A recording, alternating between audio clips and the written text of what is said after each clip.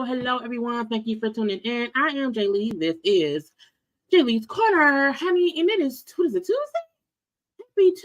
Oh, it's Tuesday. Happy Tuesday. You know, tequilas, tacos, and titties, okay? Look, it has been a long day. We're going to have a good old time because foolishness is ensuing all over the place. People going back and forth. People getting divorced. People getting sued. Porsha is updating her divorce. Kelly is, getting support from people. I'm like, what is going on? Child, look, I feel in my spirit, I'm not even prepared for this life because it's too much stuff, y'all. And I had to pull up the Diddy lawsuit, child. It is 73 or 70 odd pages. I ain't had time to read all that, but we're going to read it together. We're going to go through it a little bit together. We're not going to read page by page, child, but we're going to skim it because I did not have time. I said 70 pages. Lord. But y'all, we're gonna have a good time one way or the other. So if you have not done so already, take a little moment, subscribe to my channel, become a JayBird, like, comment, share, all that stuff. You can follow me on social media at JayLeesCorner on IG, Twitter, and TikTok. I am here. Hello to all the P in the poll. Okay, hello, how y'all doing, girl? I feel like my sweatshirt, because it's like a crop top sweatshirt. It feels weird. Okay, but we're here. Okay, we are here to have a conversation about real stuff, fake stuff, celebrity stuff. It is 70 degrees. It was 70 degrees today in Detroit. Child, I don't want to cut on my air conditioner, but I might have to. I might have to cut it on because it's warm, okay? And I wore a sweatshirt because I was outside, because I didn't want to have to wear a coat. I did not know it was going to be 70 degrees today, okay? I was like, Lord, Mary and Joseph, okay? I be forgetting to cut off my alarm to remind me to do stuff when I already done it. But hello to the folks watching so far. Thank you to those watching the live. Thank you to those who will be watching the read of the play around here. Thank y'all for those who came in and liked the video. Also to those who are subscribers, okay, who are members, who are moderators and all that stuff. Okay, tequila. Okay, I've been looking forward to having a conversation. Look, tequila tacos or I have to pause when I say tit because YouTube be funny actors when I say tit. You know what I'm saying? You know what it is, okay? Y'all know what tit is. Tit is tit. Okay. Anyway, look, child. When I say I found it, okay. It is 73 pages. 73. Now the reason, and this is gonna be saved because I can't do it in the beginning, child. I can't. It's because they include a lot of photographs of people. You know, it's photographs of parties. You know, nothing that I've only skimmed it. I've skimmed it, and then the skimmerization of it, the photos provided are not any kind of gruesome, nothing like that. It's just photos to prove, oh, they around there smoking some ganja. You know, there was a little bit of things going on around here.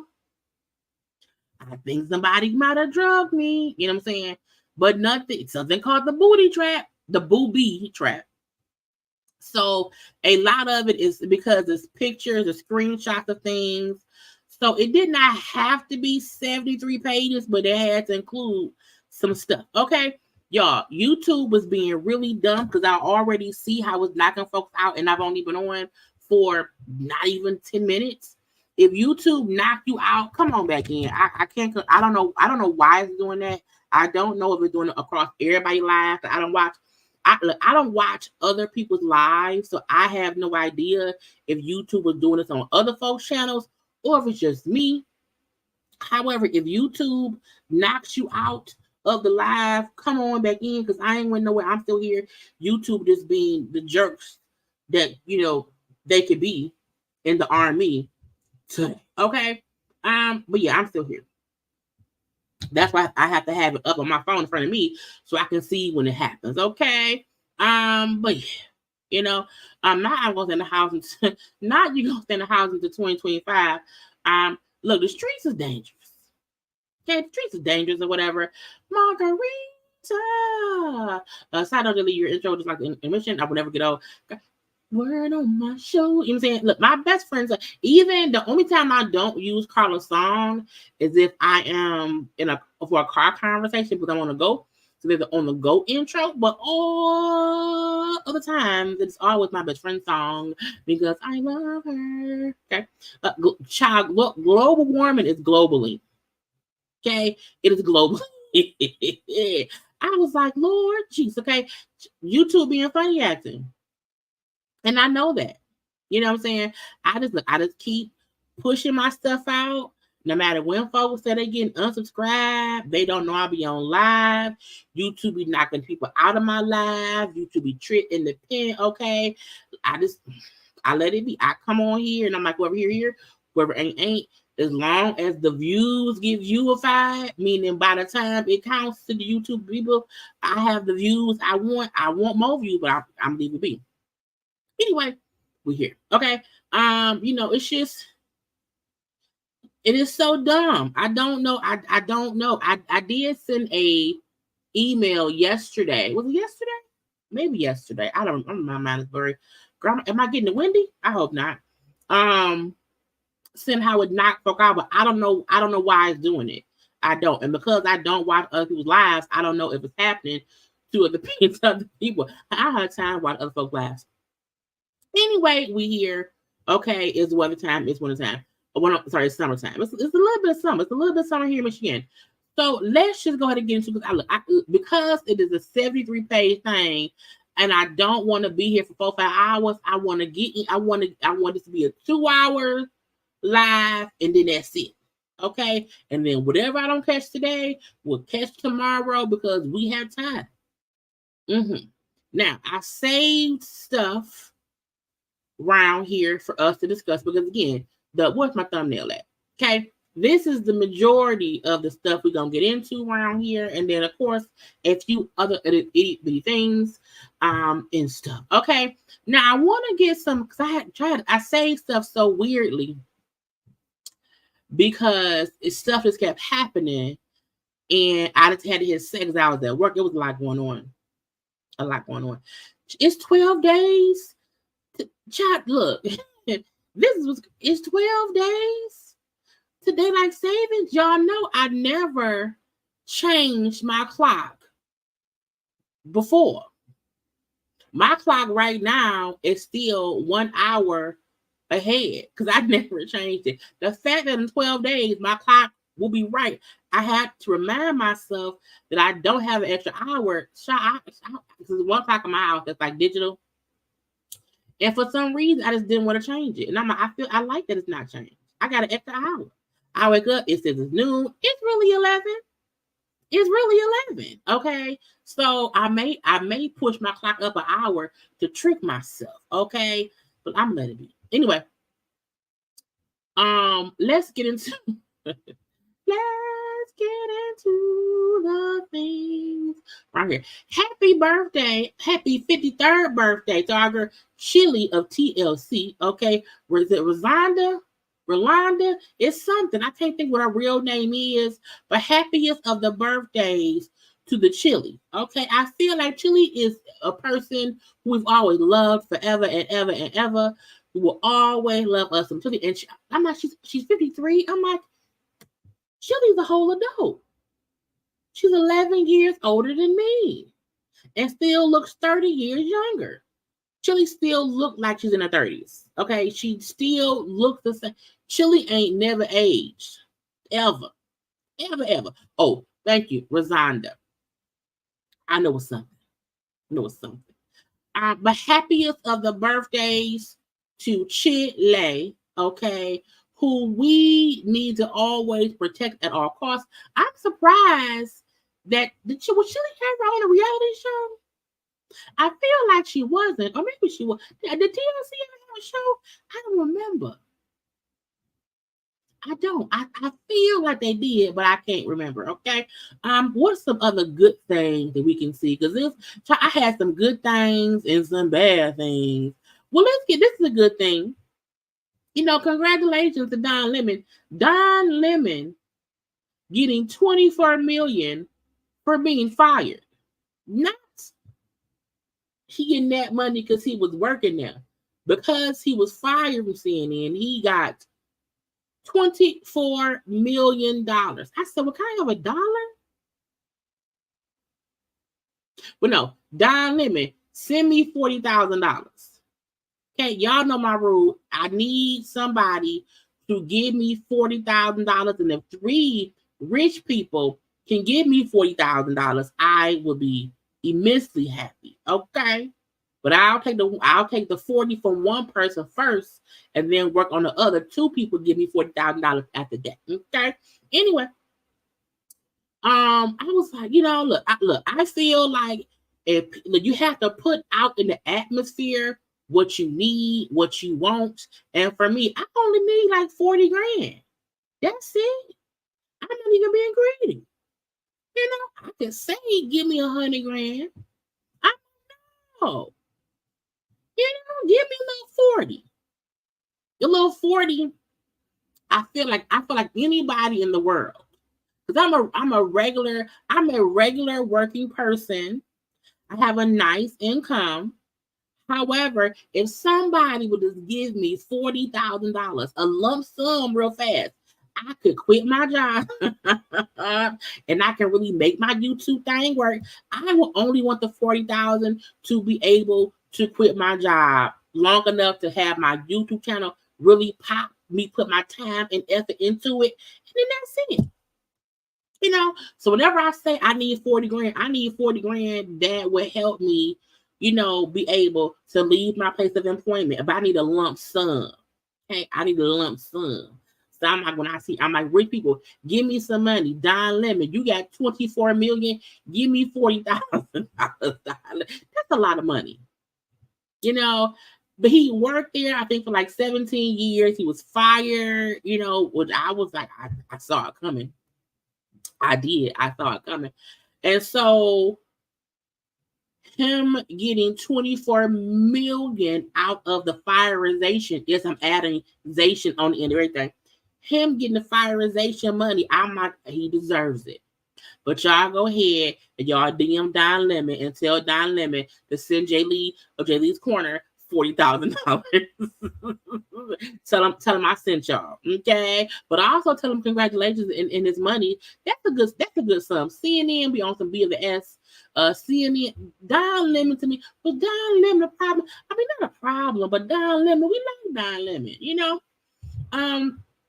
Another congratulations. Okay, look, Kim Zodiac Bierman is around here trying her best to get somebody to pay her some money, even if the payment comes from way of her daughter getting engaged to a baseball player. Okay, now we don't like them people that much at all because I think Kim is a greedy, blonde, chain smoking person who I don't like. That's what I can say. Her daughter, Brielle Bierman. Brielle is the oldest daughter of the whatever.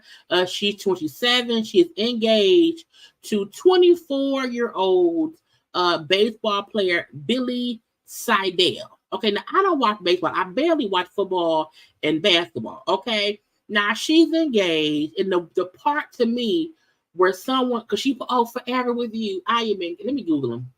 Google him. Let's see Billy. Let's because we don't see Billy's face, and we want to see Billy's face. Okay, let's see images of Billy. First of all, Billy looked like Croy. Is that Billy? Billy to me in the face looked like a young Croy. Child. That ain't Billy. Billy, do y'all remember what Croy used to look like?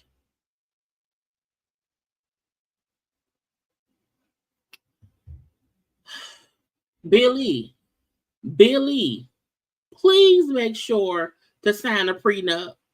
Okay, don't let her do to you what Mama did to Croy. Child.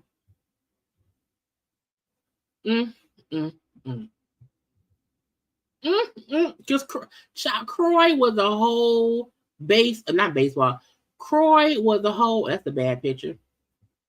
Croy was a whole, baseball person.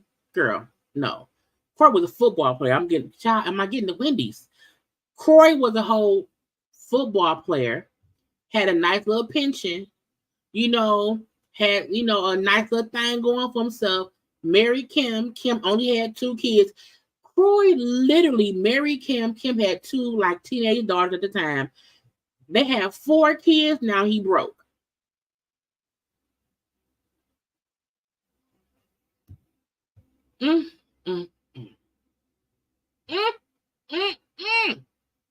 And on the post she made, somebody said, when the engagement is the hard launch, okay, who is this guy? And then Brielle said, I posted him on my story a bunch. The people who needed to know knew, and now I can share with everyone. Some things are better kept private. Y'all ain't getting no show. Nobody wants to. Y'all ain't getting no kind of show. Not today, no ma'am. Nobody need to see Croy ex-wife's daughter and the new man who money she gonna steal. Well, not steal, because if she's married, it's legally binding. That it's some of her money, okay? And this is my thing. If he love her and she love him, maybe she would be nothing like a mama. Maybe she would not marry somebody who's in the sports. Well, at least Briella was smart, and she married somebody young who still play. Kim married a former player who had some money, and she spent all the money over the years of the marriage or whatever. So, but congratulations nonetheless. Because you want people to be happy and in love. And if she like it, I love it. Okay. But Billy, this protect your assets. I would say for anybody, male or female, protect your assets. Because no one gets married to get divorced except a gold digger person, and a gold digger can be male or female. Men dig for gold too, just like women do. So no one gets married to get divorced again except gold diggers. So hopefully, just go ahead and protect yourself, But I don't want to see it. Not today, not ever. Congratulations to Gabrielle Sidibe. Gabby Sidibe is pregnant. Okay. She got married. I believe she got married, I think it was last year. That's her husband. She is pregnant with twins. I'm pregnant. We thought it was time to give our cats some responsibility. So we're giving them each a baby to take care of. Double the babies, double the cats, double the fun. Twin delivery coming soon, 2024. I said, that's cute. Get it, 2020 twins? I was like, look, y'all say Big Backs is desperate. That lady not desperate. Got her whole husband who loves her. They're having a whole baby. Well, babies. Okay, babies. The twinsies. Okay. She seems happy, blessed, highly favored. Okay, and y'all know they say sometimes go ahead and bust twins out. Go ahead and bust twins out. And that way, if you wanted 2 kids, get it done in one swoop. Okay, you don't need more pregnancies if you got twins. Okay, congratulations. Okay, for our girl Gabby Sidibe. I like her. I love her. I feel like she's, whenever what she used to sing about thought and popping, I loved her since I started singing Thought and Bopping. Okay. And so many people talk so negatively about plus size women. So many people even talk negatively about women who they outside their race. So many people have so much BS to say. And I'm like, man, look, that lady look happy and she's pregnant. Finally, it happened to her right in front of her face, and she can't hide her excitement for her husband and her two babies. Okay, again, 2024. That is so cute. 2020. I'm like, oh my God, 20. It's cute. It's cute. Okay, and yes, we pray a healthy pregnancy for her, a safe delivery, all the goodness over the situation. Okay, we pray all the goodness. Because we ain't got time for no B of the S. Okay, nobody got time for B of the S around here. We want only good things to pop up out of the vagina of Gabby. Okay, let me see. Is that all the congratulations stuff? And I think let's do Kelly. Because Kelly is a part, in my opinion, of the congratulations confetti. Y'all had all that stuff to say about the movie Mea Culpa. Okay, y'all was mean, and I mean some of y'all was just downright mean and spiteful and hateful of this movie. But however, despite y'all mean people being mean about the movie, it is #1 on Netflix. Okay, congratulations to Kelly for her movie she's also producing.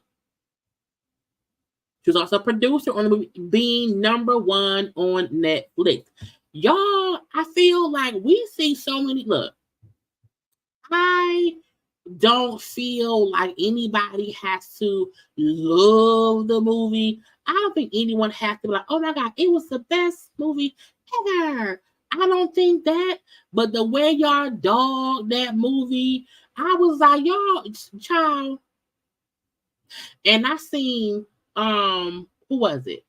Keke Palmer. And Keke Palmer said, y'all can't get me to not like Kelly.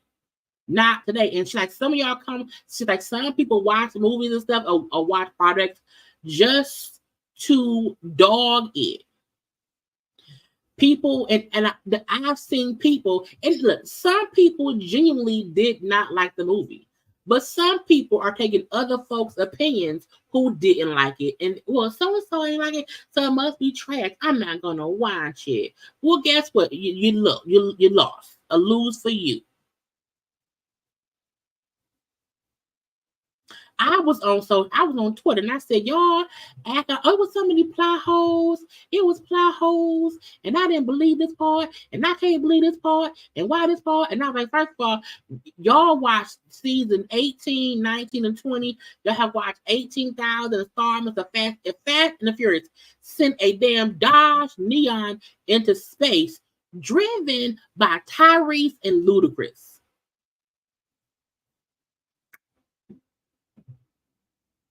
Y'all watch shows about dead people talking to alive people. I think sometimes people forget the movies, like it's supposed to be entertainment for one. And y'all know Tyler Perry gonna have plot holes. So why go in expecting anything other than that?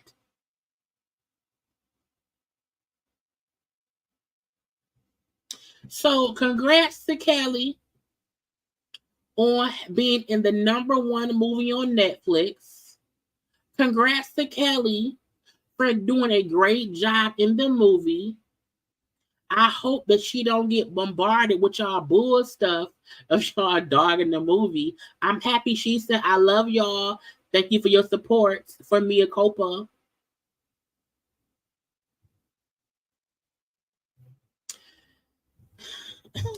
Tasha, leave me alone. This is my honest opinion of the movie. My honest opinion of the movie. I liked the movie. I thought it was good. You want to know why? Because I didn't sit and pick it apart. I feel like the reason so many people didn't like it is because they sat there and, oh, why is she riding a bike? Because she want to ride a bike. Why? Certain stuff, people picked it apart, and so it made them not like it. If you just watch it for what it is, it's fine. If we can watch all, it's so many other shows and movies that we watch that are not sensical. Is that a word? That's not sensical. I think I'm using that word wrong. That's not realistic. Okay, a lot of movies are not realistic, and we watch it. I'm watching Halo now on Paramount. Halo was based on the game. I'm like, the chief dude should be dead.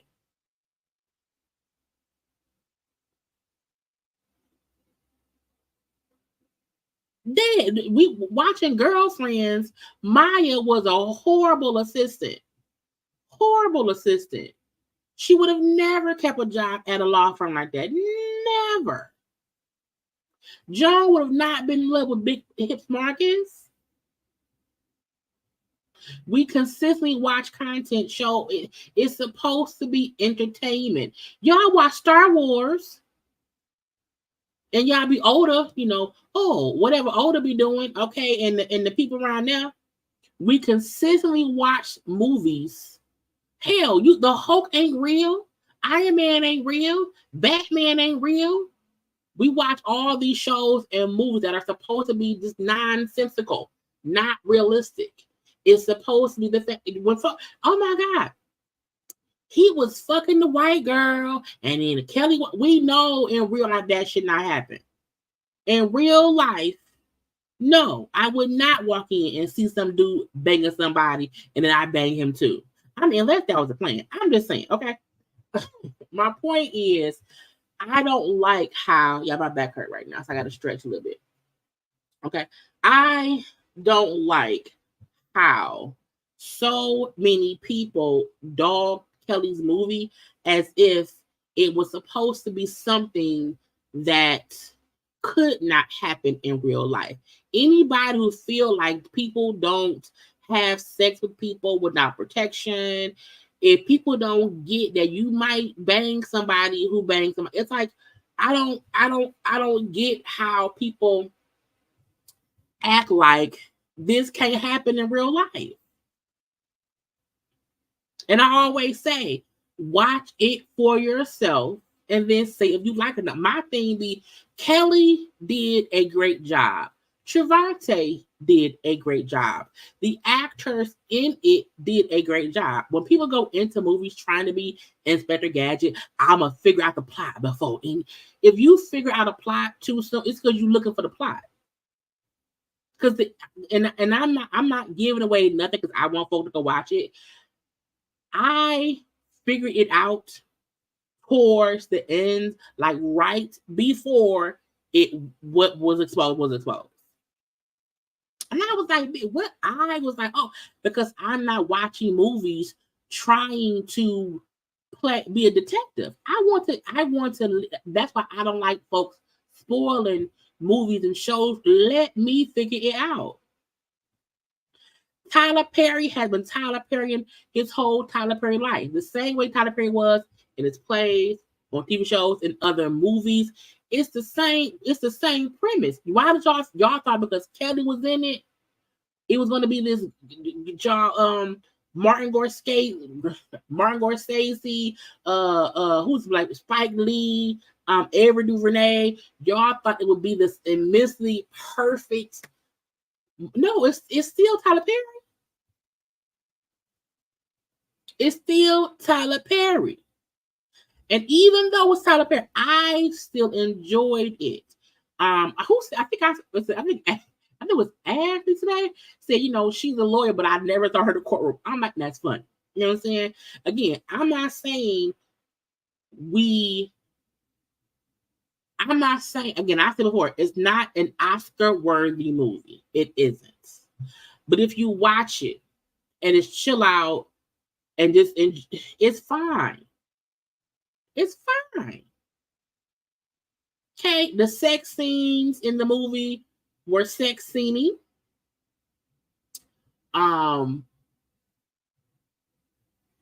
The chemistry between Kelly and Trevante, even between Kelly and her husband, gave what supposed to be gave. I felt like it did what it was supposed to do. It wasn't supposed to be this amazing thing. But at the end of the day, congrats to Kelly for being in the #1 movie on Netflix. You know how many movies on Netflix? How many movies on Netflix? And for her first starring role, she did great. Even if folks don't like the movie, why y'all act like she ain't shit? I'm like, y'all made me mad. So congrats to Kelly for that, okay? And again, if you have not watched the movie, I just say watch it, but don't watch it trying to figure shit out. Don't watch it trying to pick apart the plot holes, like, because there's always plot holes and stuff. I'm trying plot holing. I want to touch. Do I even have it? Because Cam Newton got into a whole fight. I'll do this one. Cam, because I'm not gonna show the fight.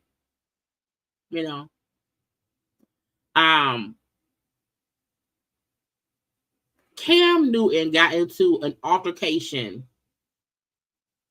on a school campus with some people. And when I kept seeing clips of it, I'm like, he's fighting at the school? Now, a lot has came out about it. The folks who was fighting was saying how, he had been talking shit, blah, blah, blue. And then I seen him grab my friend and blah, blah, blue. All I know is when they said Cam hat ain't never, that hat ain't budge. You hear me? And when I was talking to him about it, I was like, is Cam like from the streets? I would know Cam was from like Atlanta. It may not be like from the hood part of Atlanta, but he's from Atlanta. You know what I'm saying? It is what it is. I mean, he did what had to be done. And I feel like I just wish it wasn't done at like a school type event. I feel like if you had an adult event, even if it was even a college, I just feel like this can't a little bit. Because it seemed I was like, and Cam said, bitch, I will wreck your shit. Okay. So Cam is a freight train. when I seen it, I said, do people look at Cam Newton like, oh, how he dressed? He may not be that gangster, you know, because look, there's no football player I would want to fight. You know what I'm saying? And I feel like because it was multiple people involved, they almost tried to jump him from the other angles that we seen. It wasn't just Cam and one person. But he held his own. He fully held his own. And I feel like I have a bit more respect for him because y'all know Cam is an asshole. Fully. You hear me?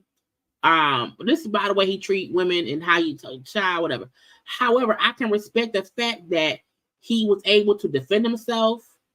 I feel like he didn't pull out no weapon. You know what I'm saying? Like he was able to physically defend himself against multiple people who thought he was a pussy.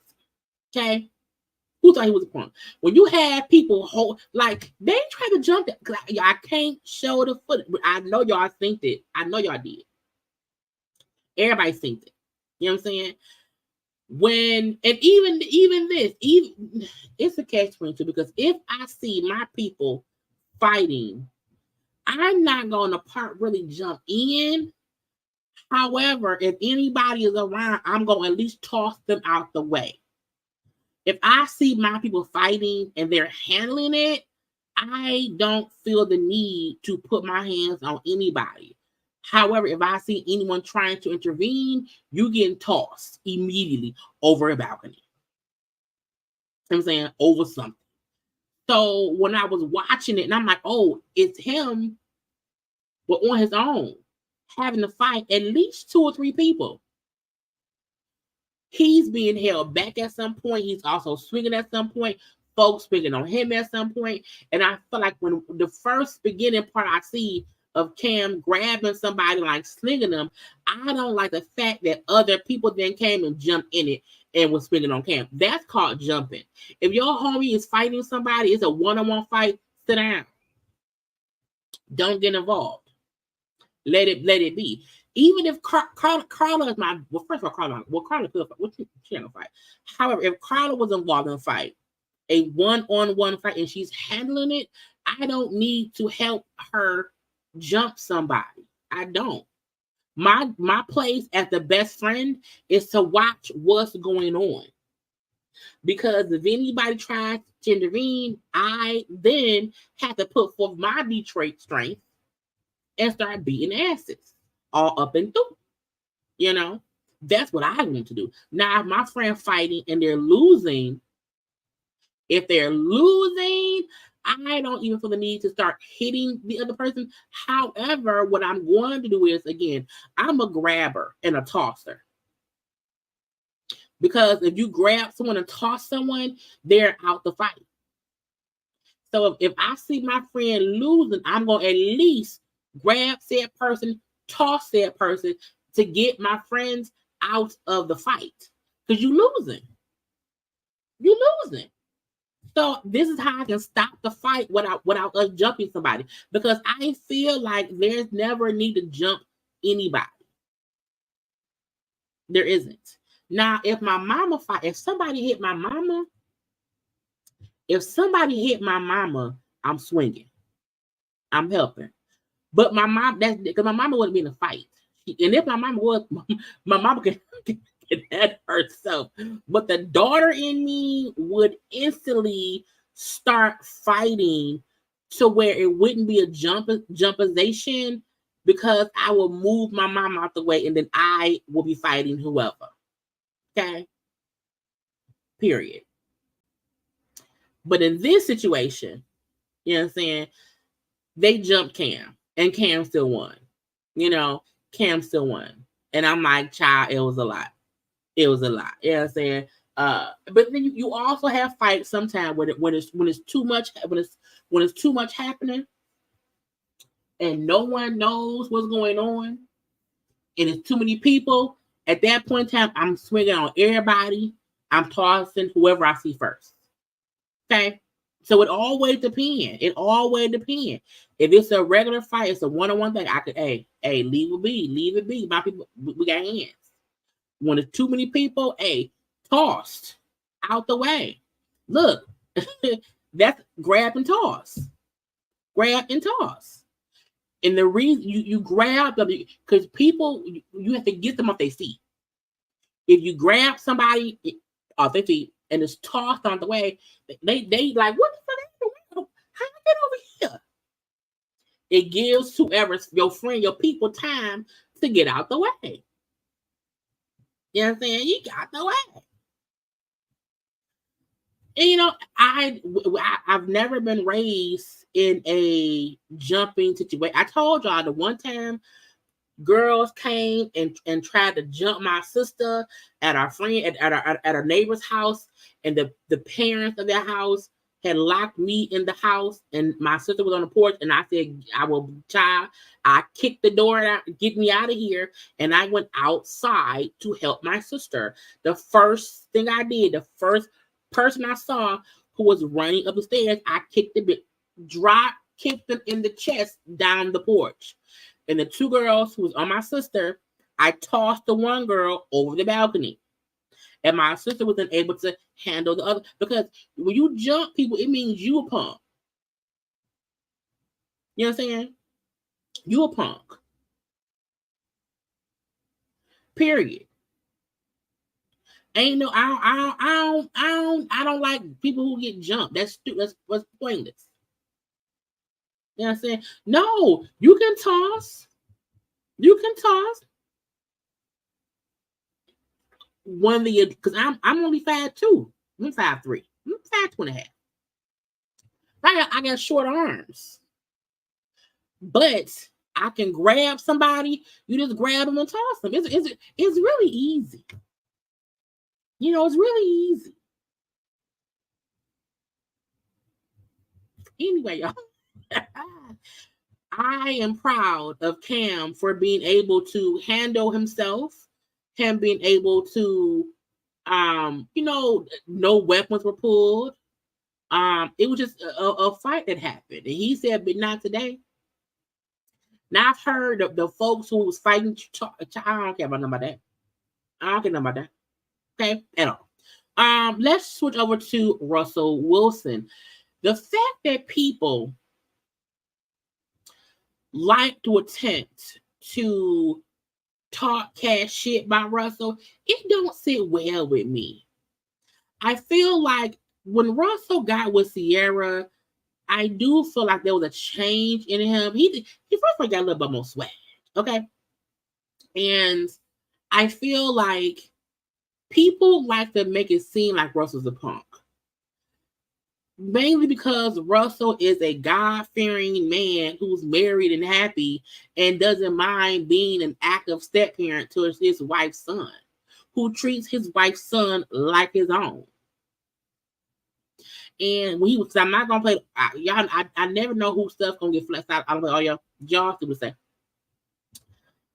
When talking, he said, you know, because y'all may forget, Russell Wilson has been in Little Future's Little Future's life since he was 9 months old.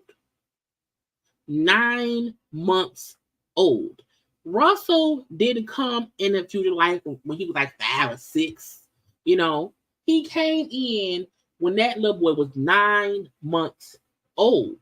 He's helped raise that boy. You know, Sierra and Russell have been together, I think, for 9 years at this point in time. 9, 10 years or whatever.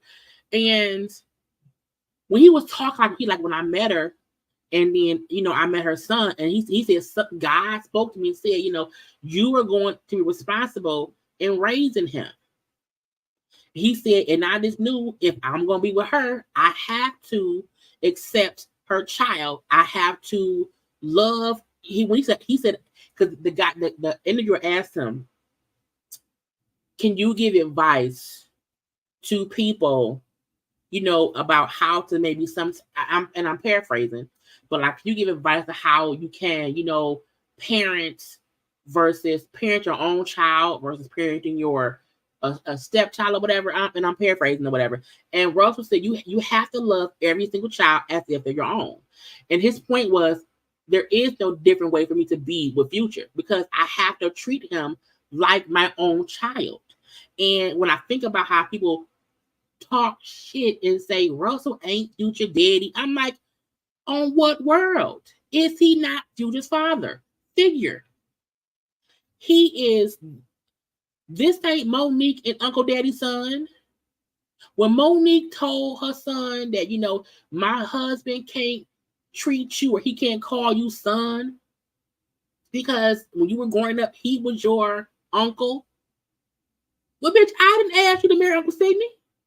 But when a person marries somebody, you become the step parent, either step mama or step daddy to that kid, and you should treat them as if they are your own child. The reason so many people have issue with this is because they stepdaddy or stepmama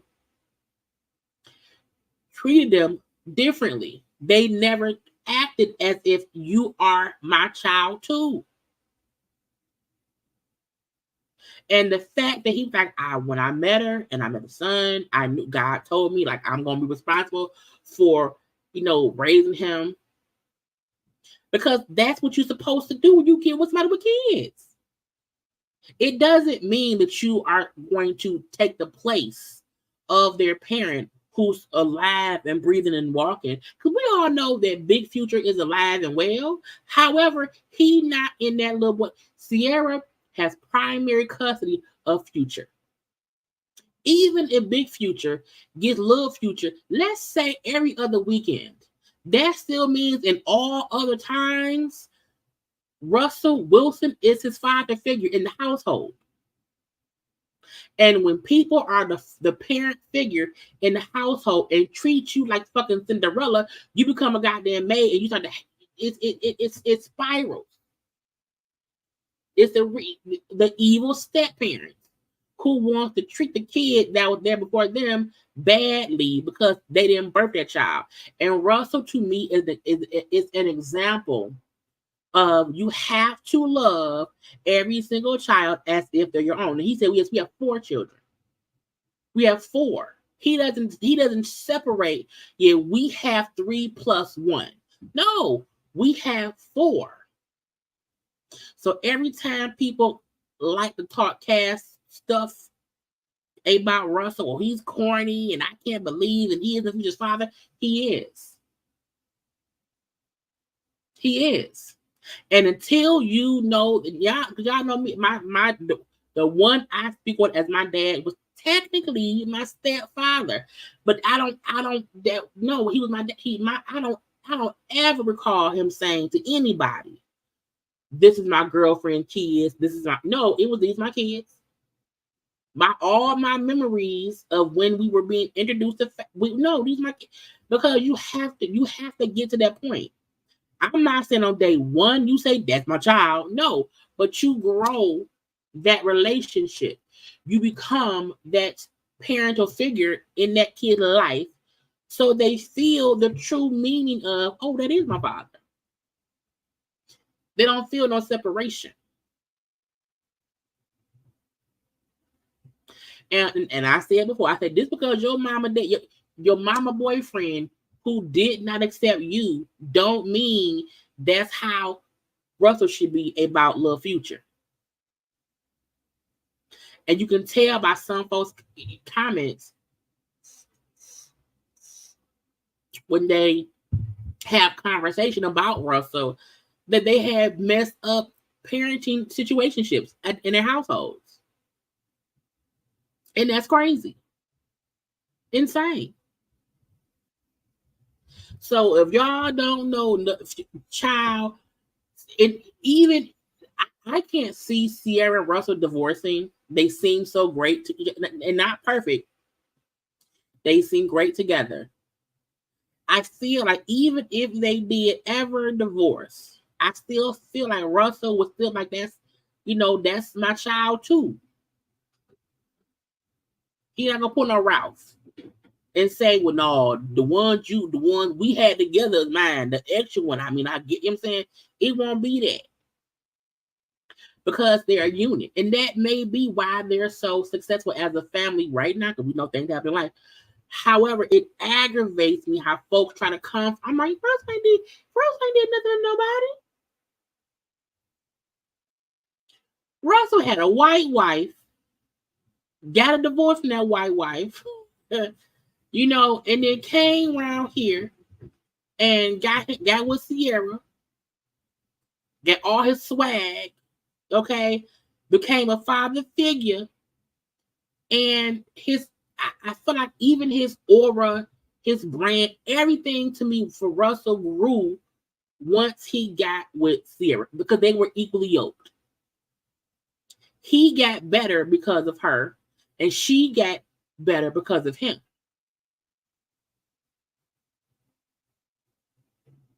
You know? So y'all better put some respect on that man's name. Because that man said, leave me be, leave me be. What's up with the next? Oh, let's touch on this shit right here.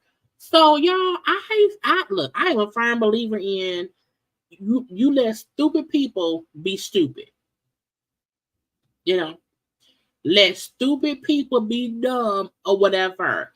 Now, the fact that Trump put out some sneakers, I'm like, first of all, I don't want nothing Trump put out. The only thing I want that he could put out was when he was president and we got a check. And that was because that was free. Okay. There is nothing that Donald Trump could create that I would say I want to purchase. I don't care if somebody said, Jaylee, we will give you $40,000 if you spend $200 on the shoes. I would say, God damn, no, give me $40,200. Because then I'm not spending my money and not get my $40K. Okay. It ain't not, and even I would use whoever else's money to buy them and then burn them. It wasn't my money. I know. I know. You know what I'm saying? Fat Joe really out here talking about he had to get the shoes. Let's listen. I had to get my hand on the trunks. Show us the trunks, please. Y'all trying to clout chase it. Yeah. Y'all give me a trunk. Give me the trunk, man. Give me the. Not saying the people watching your IG trying to clout chase when you on social media, clout chasing with Trump sneakers. That's clout chasing. You around here looking for child Joey Crack. Trump, man. They think I'm fronting. But listen, I have thousands and thousands and thousands of pair of sneakers. Somebody get Fat Joe on the line. Tell Fat Joe that if he's around here with thousands and thousands and thousands of pair of sneakers, that he need to send me $40,000. Okay? Every celebrity I see that talk about their money, I need them to send me $40,000. When everybody flipped on Kanye, I went and bought the 2 most exclusive Kanyes ever. Oh, wait, at what time? Because when Kanye was around here saying that we were slaves, which time did you win? Because again, you child. No, I ain't doing all that. Just give me one of the sneakers. I'm not. Just show him the box first, what it says. This fool really got a Trump shoebox that says Trump friends and family. But he telling the people on the social medias to not be Ryan Clout. He got Trump friend and family shoes. It's friends and family. There's only 50 of these. Only 50 pairs of shoes, but Fat Joe bought them. And y'all know that was expensive. I got to get my hands on them. Wow. Once again, I'm not a Trumper. Yes, you are. I dislike Trump.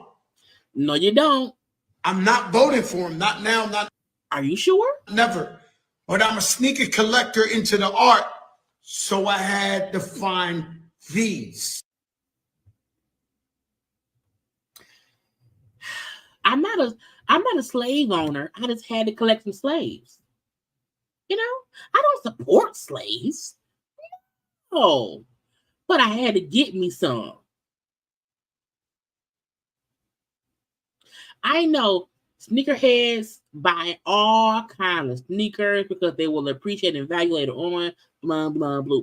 But sometimes there's some things you do not have to get. You do not have to support the person at all.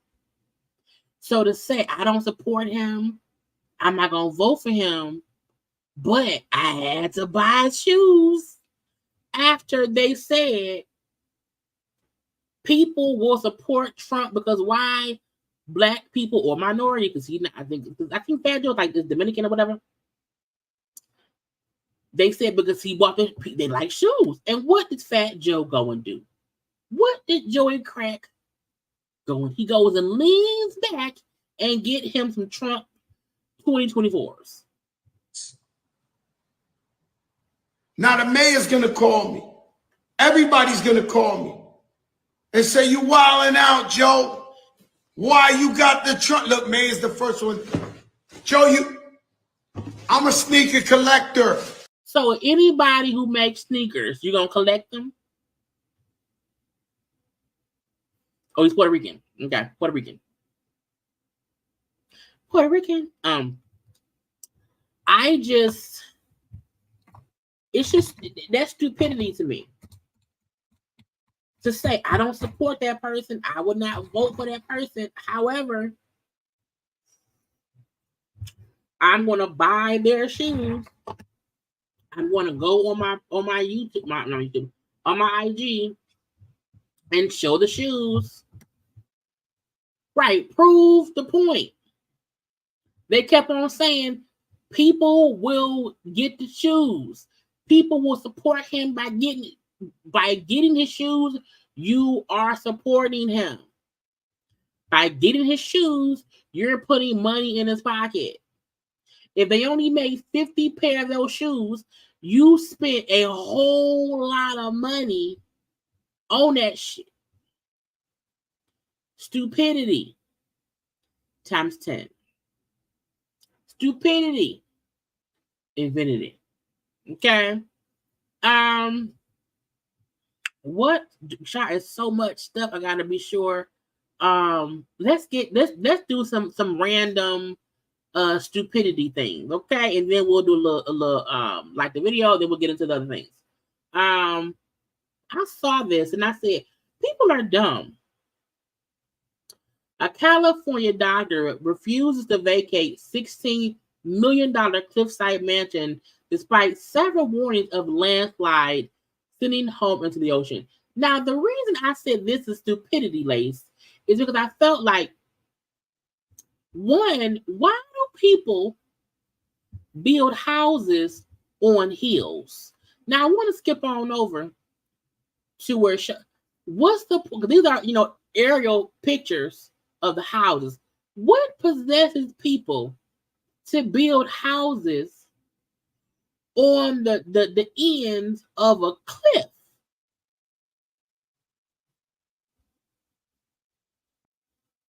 I said, now that don't make no damn sense. Somebody get them some milk. If they're telling you, you know what, if there's a landslide, your house will slide into the ocean. And the fool said, I don't want to leave. I don't want to go right now. Like you're going to die. Okay. And then the bad part is going to be the rescue people going to have to risk their life to come and see if you dead or alive. That be the get you gotcha. I have been watching this show called Fire Country. And I realized how much of a bad person I might be because when they show stuff and the people be doing, I'm like, it was one family or whatever who the man didn't want to leave his house because the fire may not reach me. And I'm like, well, let him die. Because we should not allow people to risk other people's lives because once you are in danger, somebody had to come rescue you.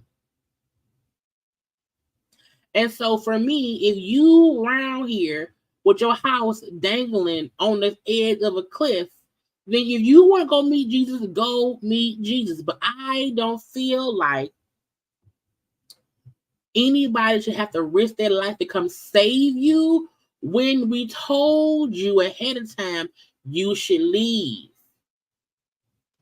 It's not safe right now. Go somewhere else.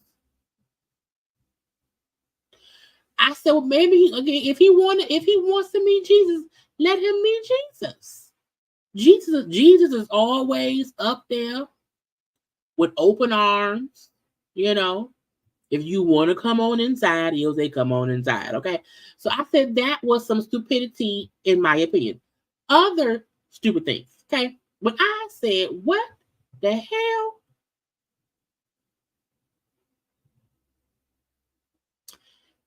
This lady loses $800,000 disability case because photos of her winning a tree throwing. I said, first of all, can I get into a tree throwing situation?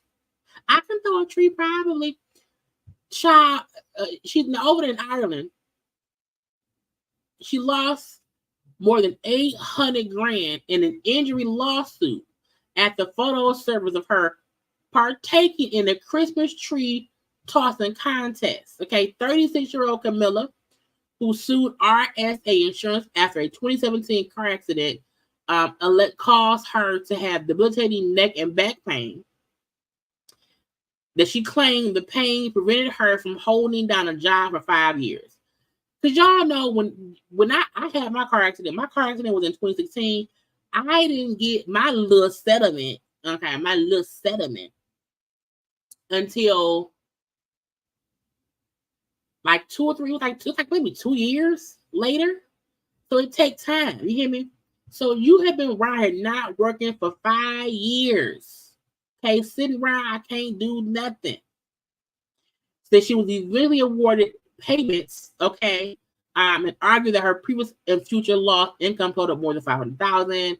But according to the New York Post, the payments came to a screeching halt after she was caught tossing a Christmas tree.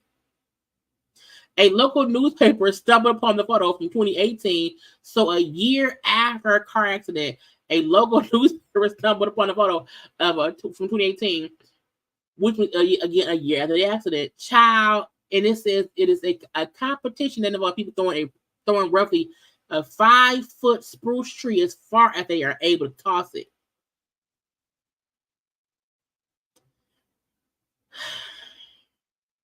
It's not even that she tossed the tree.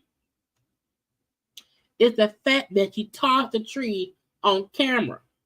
She tossed the tree and then took pictures at the tossed tree and thing, holding a tossed tree and plaque.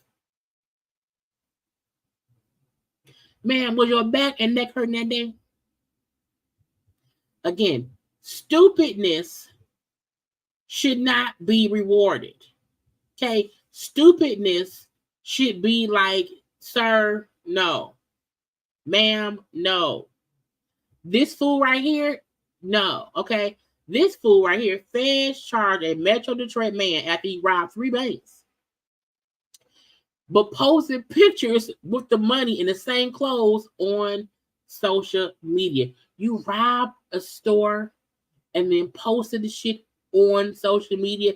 First of all, the letter he wrote, I am robbing you. Remain calm. Keep your hands in my view. No panic. Scribble, button. You couldn't spell panic or button. Do not be extra. No one pack. Ground, what the fuck they say?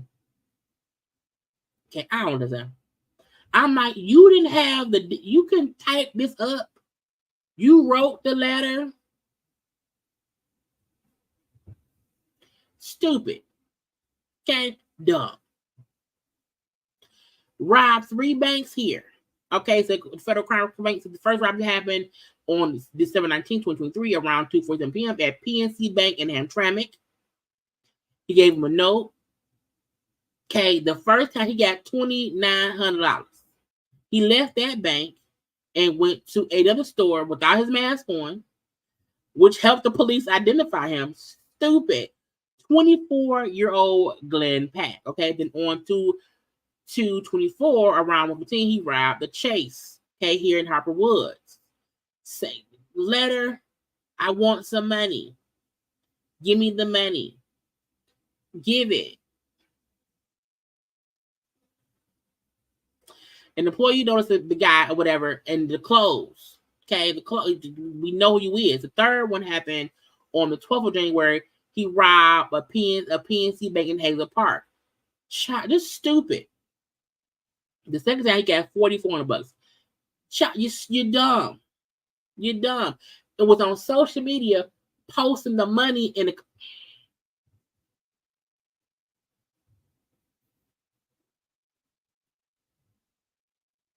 All I'm saying is, y'all stop being stupid. Y'all know crime don't pay. The way people could get away with crimes back in the day, you can't do that no more. Okay? It don't happen like that no more. Just stop it. Now, y'all take one little second and like the video, please.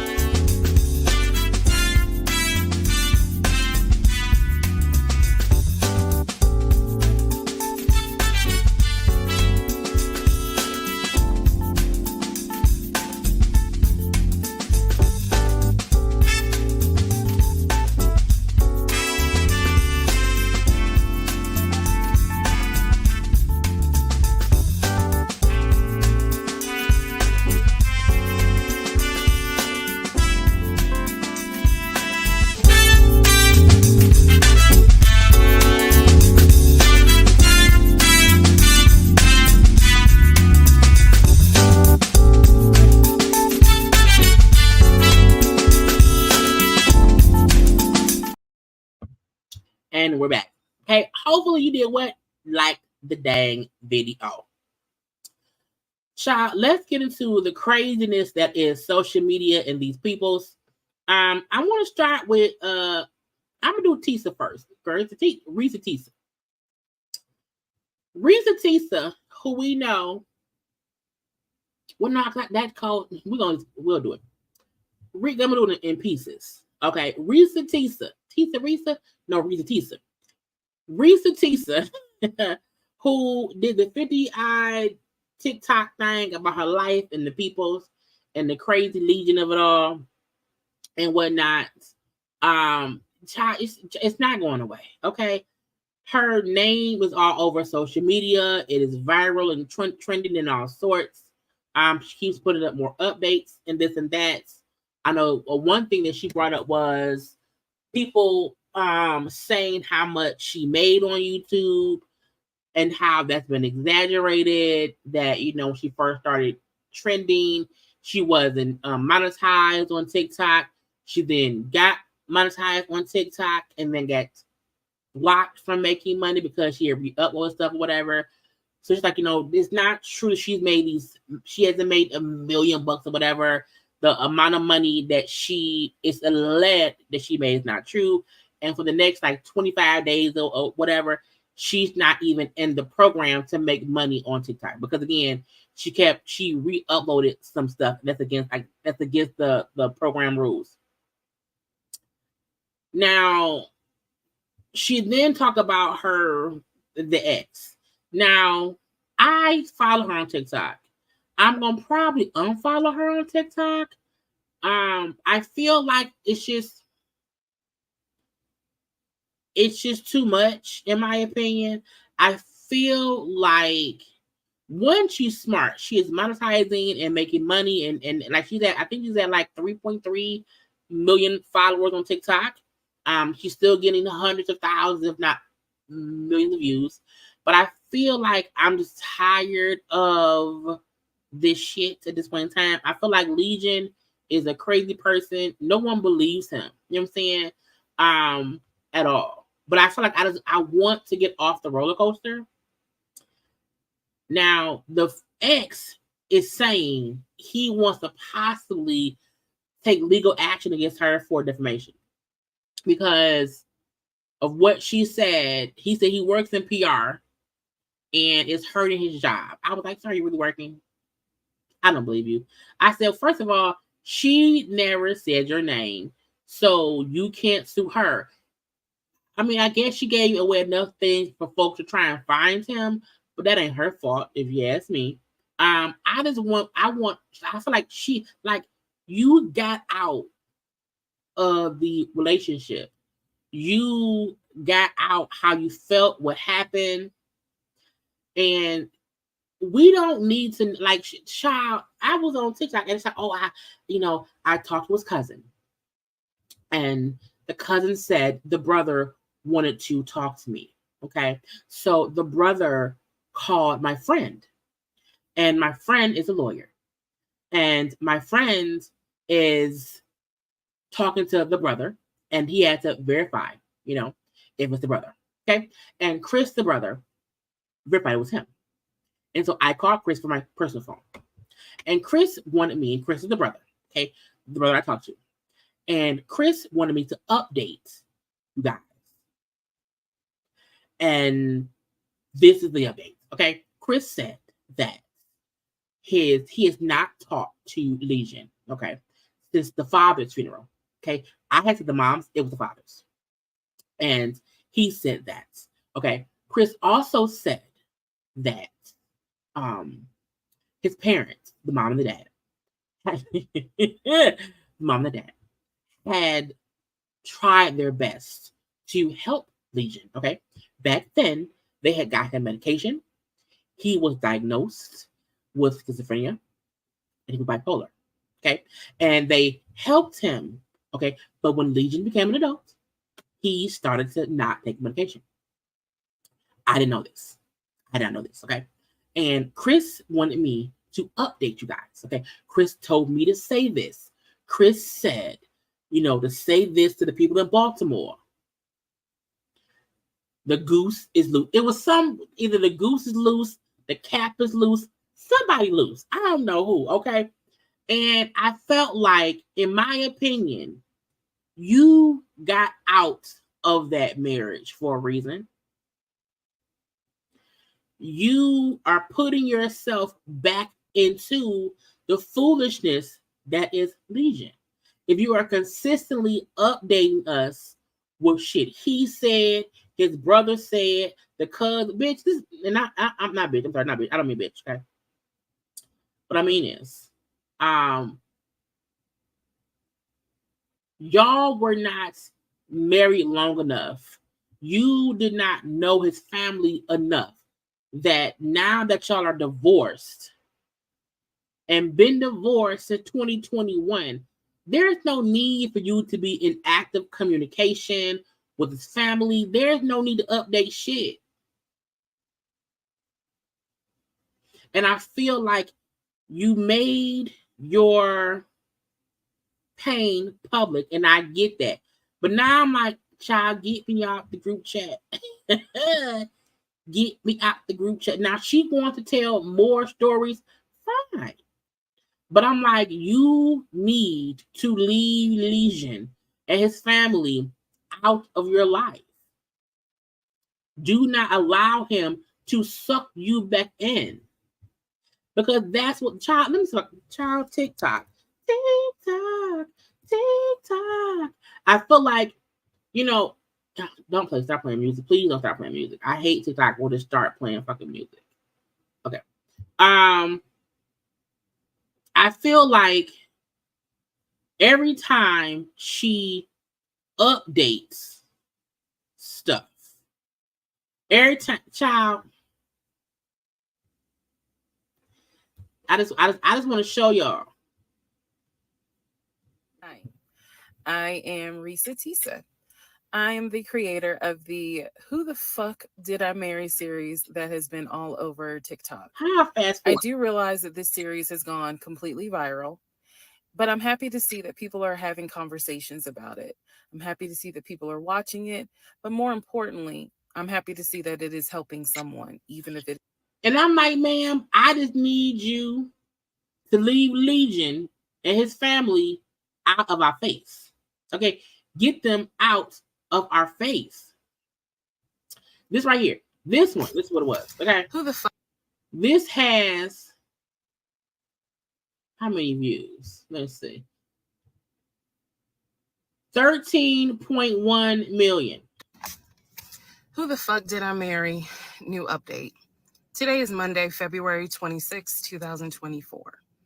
Earlier today, Legion's older brother, Chris, reached out to my friend, Tracy Tripp, an attorney here in Metro Atlanta. He called her firm to ask how he can get in contact with me. Tracy, being the friend that she is, basically had the attitude of, I don't know you. You're going to have to. And I'm just like, take us out the group chat. Okay? Take us out the group chat. Again, if she does other, why did I? Because at this point, everybody is going to, maybe even me, will start having conversations about whatever it is that has went on in our life. Okay? But I feel like the reason I would unfollow her, like if she don't start posting other shit, I'm like, why am I following you? Because you ain't been with that man since 2021. You escaped from him in 2021. And now you're getting paid off your pain. But I was like, I just don't want to be, because like, why do you want us to be sucked back in to the drama with y'all when you want to be free of him? Child, be free. Be free and get out of it. That man can't sue you at all. At all. Because you still don't say his name. So he can only sue whoever it was that put his picture out there first and told us who it was. Okay. Child, if this became a Tyler Perry movie, I would not watch it. Why? I know the end. I don't have to at all. At all. I wouldn't watch it only because I know what's going to happen. I know what he did. I know what he didn't do. Yeah, she's still a prisoner because he's still lingering in her life. Right here, lingering. I wouldn't care about nothing he has to say. When his family contact me to update, no. But at this point, I think, no tea, no shade. At this point, I think she know whatever I put up about, but also because she did say that right now, she's not even in the money program. So she's not making any money on TikTok, to my knowledge. Because is she on Facebook? Not Facebook, girl. Has she made a YouTube page yet? Because if she's smart, and even because y'all, when she discussed how much money she was making on TikTok, and even Rock said, you would have, if you had all the millions of views she had, and she didn't even make she allegedly did not even make $100,000, she would have got paid on YouTube had she had those kind of views. All YouTube requires to be put in the money making to be put into the partner program is 1,000 followers, subscribers, and 4,000 watch hours. She could have put one of them damn things up and got that. Okay, just one. I feel like when certain ads pop up is when YouTube knocks stuff off, because I think I just noticed that. That's weird. Okay, if YouTube knock y'all off, come on back in. Come on back in. But yeah, even is Rox has said, had she been on YouTube with those kinds of view counts, she would have made a whole lot of money. So she hasn't put her stuff up on YouTube, then she's a fool. So I feel like a part of me feel like she also knows if she keep putting up stuff within that story, it'll get a lot of views. So I'm not saying she's not smart. I'm not saying she should not grow her content or whatever. I just feel like I am legion out. Okay, I am legioned out. If she has a whole other story, I would listen on double speed. I also know that for me, I need to start putting out more content on my TikTok and my stuff.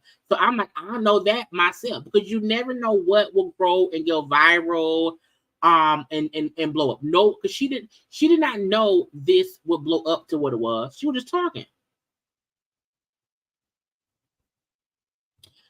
So you're getting paid for the ad watch if it's not sure. Yeah, I'll get paid because of it.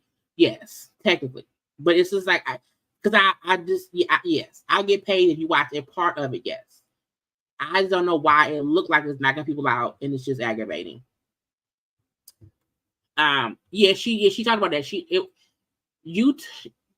Even YouTube most paying platforms. You are not allowed to re-upload content, even if it's your own content. They feel like that's double dipping. You have to sometimes alter it or edit it in some kind of way. Like if I have a long live, I can cut up the long live into smaller portions. That's allowed. However, if I just re-upload a live for y'all to just rewatch, it's almost as if it's double dipping. And sometimes that will get you in trouble. I guess TikTok has it to where you can't re-upload stuff. It's not considered original. The views won't be the views would not be accepted as original views. And that's why she ended up getting put out the program and being put like on timeout for 30 days. And then after that, she can allegedly go back in and then make money. So, child, it's a lot. I just feel like get me out the group chat. Get me out the group chat. I want sis to be great. I want her to experience greatness. but I also want her to be able to move on with life and not have to only be Reesa, Tisa, and Legend. Like what else do you have? Because in making yourself popular, you're also helping him get attention too. And it's like, Kim, get him out of face. Okay. However, I don't know who gonna give me anything. Not on my watch. I want to touch on what I gotta do. What do I have? Who is on the thumbnail? We did Reesa. Let's touch on Ray J and them. Do I have it? Where's Ray J and them? I may have taken it down. So I feel like Ray J and them be on some B of the S. So that's here, right here. Ray J and Princess Child say they divorcing again. Now, I'm not reading that shit. First of all, it's too small.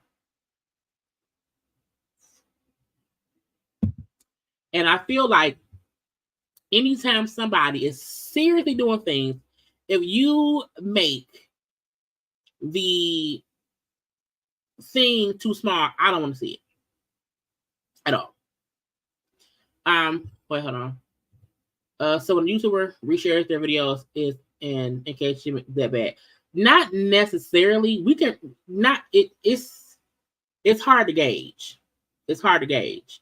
YouTube sometimes does not want you reposting the exact same content. It's as if you're double dipping. And so sometimes they'll say it's an identical video. You have to edit it in some kind of way so that way it doesn't trigger as the same video. So yeah, so it's not bad. It's just YouTube might be like, no. Ray J and Princess. Ray J and Princess have been divorcing for the past 10 years. Every season of Love and Hip Hop is divorce. And then they get it together. And it's been child. Let me know when they always file for divorce. Always. Always. And a part of me feel like no one gives a fuck. No one. Whatever y'all are doing, we don't care at all. Y'all have 2 great kids, and the whole, we thoughtfully, we wish mutual respect, and child, we don't care. We don't. When anybody has went down to the courthouse and filed for divorce as many times as they have, as many times as they play in our faces, no one cares. This was big news the first time, maybe the second time, not now. This ain't even news. Water is also wet. I was like, what, girl? And whatever. And yeah, I don't have no idea what all the words say. I didn't look at it at all because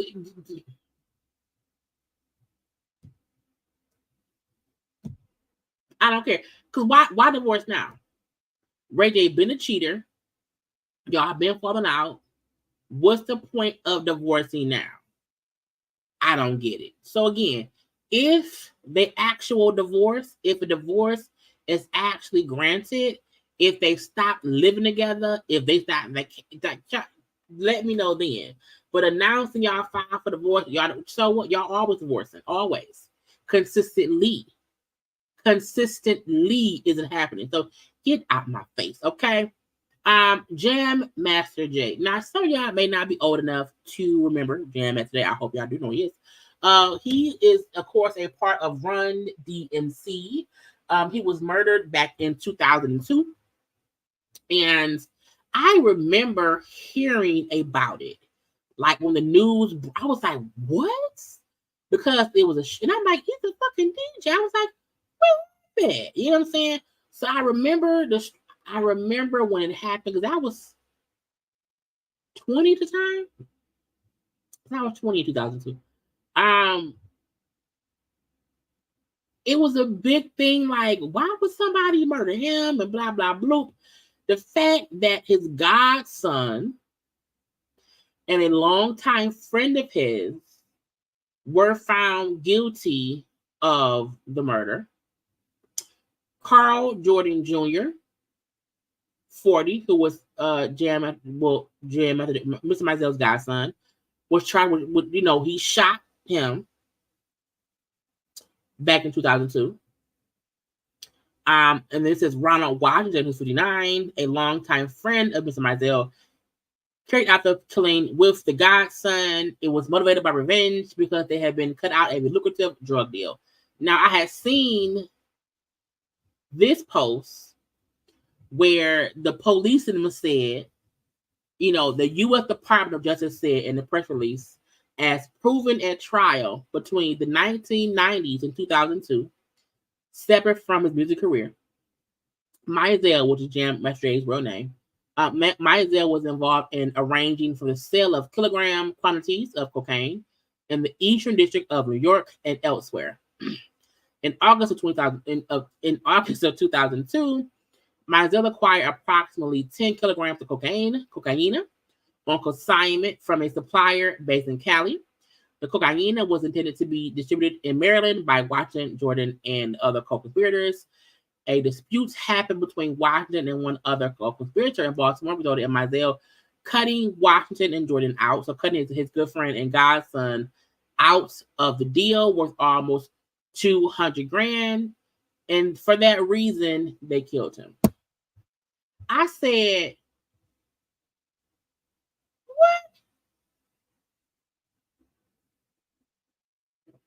I mean, because even though I don't think I paid attention, I remember when they said they had caught folks or whatever, but I never paid attention to. I always felt like it was some random people.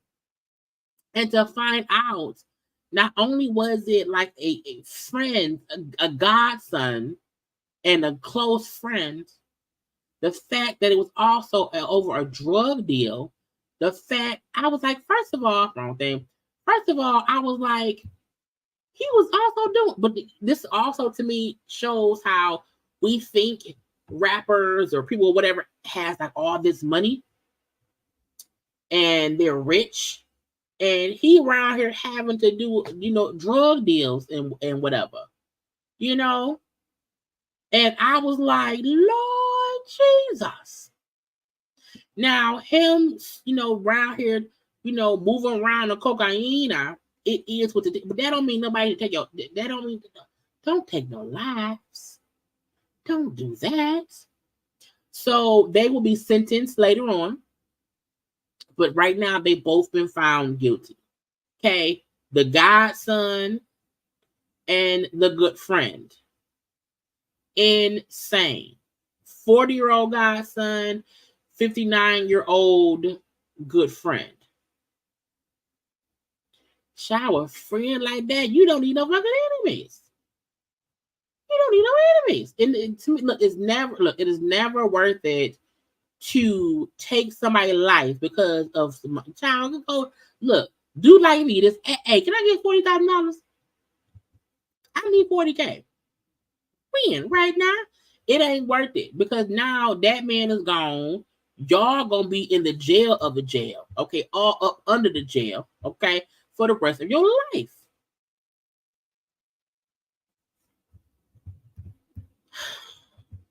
Ja Rule around here being dumb. And I mean that respectfully. Ja Rule has been denied entry into the UK because it was criminal past, the criminal record of him or whatever. But he was denied entry after spending $500,000 to tour there. I feel like if you have a criminal history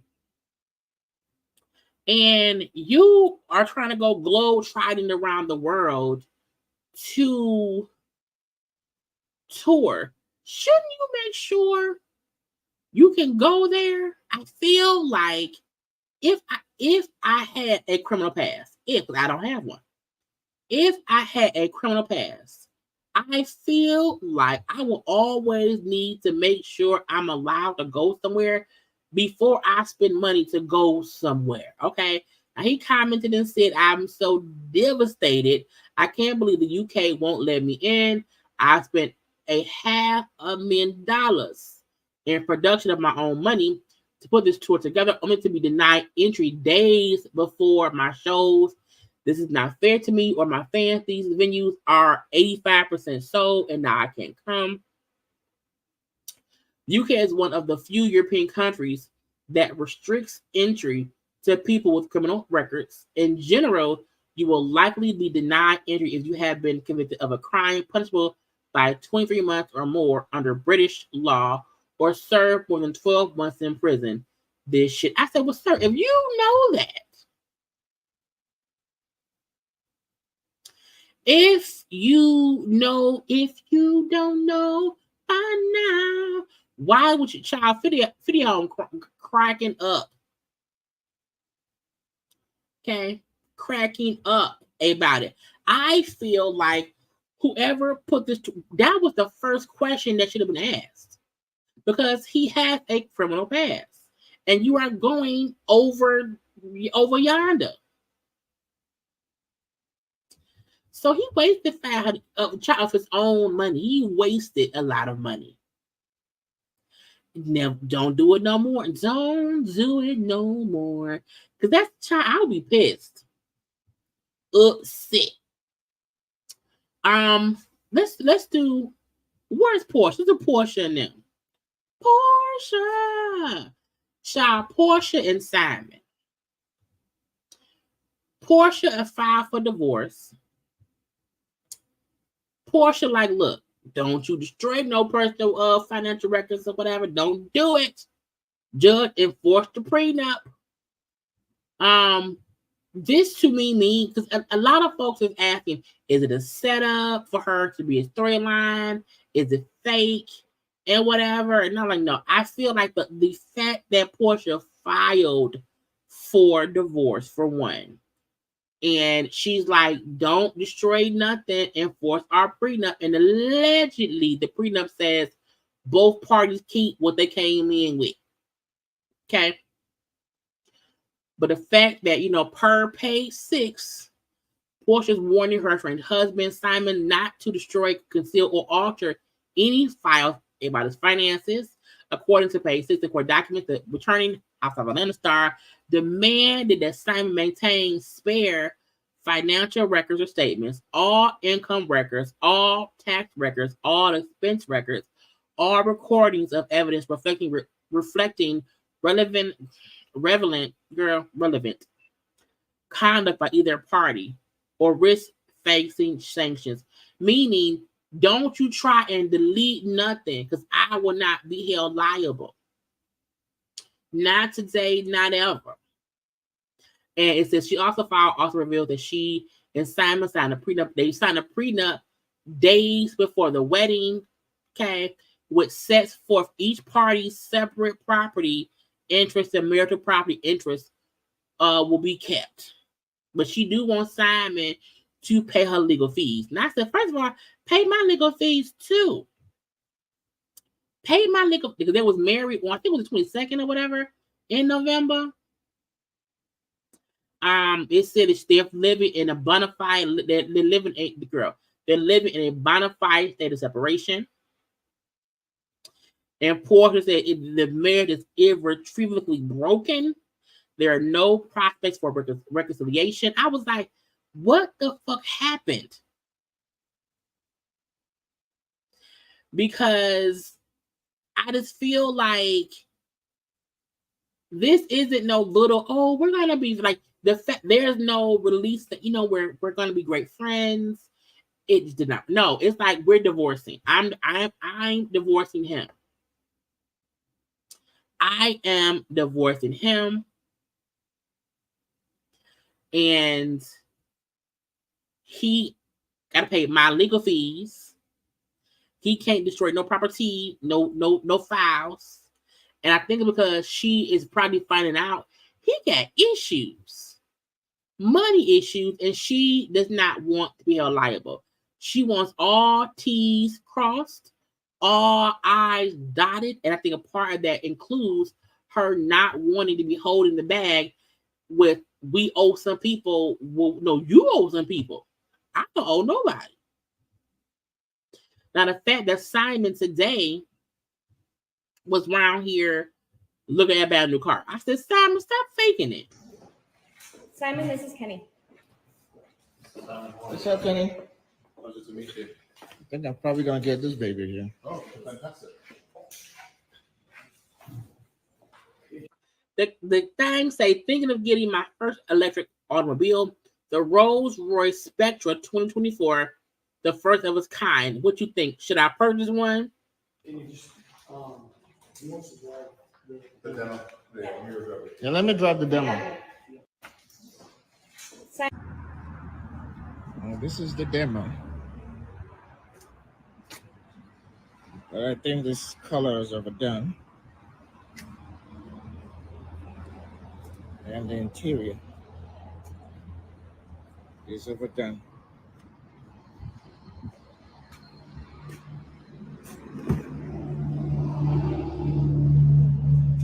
Everybody and their mother has one. A part of me feel like the same way when him and Fallon broke up, and he was all of a sudden with Porsha, buying Porsches and buying Porsche that. I feel like Simon is always trying to prove he's wealthy. And I feel like, sir, you go into a dealership saying, I think I'm gonna buy this car. Yeah, I might buy this car. Sir, buy it. Legion, show the money. Okay, show proof of funds. Okay, show us your account. Simon going around here trying to prove he has money by going into a dealership. Say, oh, I'm gonna buy this car. I'm gonna get this. I'm gonna give me a Rolls Royce. A Rolls Royce, the electric Rolls Royce. I'm gonna get it today. Sir, prove it. Buy it. Now, people were also saying they felt like Porsha getting divorced right now was, oh, it's for the show. Andy said, no, we didn't know. To talk a little Housewives news. First of all, Porsha announced last week that she is leaving Simon. And I gotta tell you something. I was saying to the other producers of Atlanta when the news started breaking about Simon and some of his immigration issues, I was like, this is not, I was so surprised. None of us knew any of this was on the horizon. Because my thing is this. They said before, we've heard housewives say before, they was like, usually they come to you or whatever to see what you have going on and what will be the storyline for you, what they'll be following for you. I think when they first announced Porsha being back, everyone kept on saying, Porsha's back, she's married, this new life, married Porsha with Simon and all that, the blended family, because, Simon got kids and ex-wives and all stuff. Everyone felt like it would be the story of married Porsha with Simon, her family. The same way we thought that other show Porsha had would be her and Simon and blah, blah, and that ended up being her and Dennis. But people felt like, yeah, she coming back and this is her storyline because, again, she's married with his husband. So we had no idea not only that she was getting divorced, but that Simon had these immigration issues and stuff. And this was really meant to be Porsha's happily ever after kind of victory lap season. So it's just, I was so surprised and taken aback. And listen, we wanted Porsha on the show for Porsha. Meaning we not going to fire her because she not bringing Simon. We just surprised that she not bringing Simon. We would take Porsha married, single, picking up the pieces of her life on high, on low, however she wants, however she's going to be. But we didn't know. And this is really a big right turn from the story that I think all of us thought we would be telling. So sending love to Porsha. Wanted to talk a little. I'm like,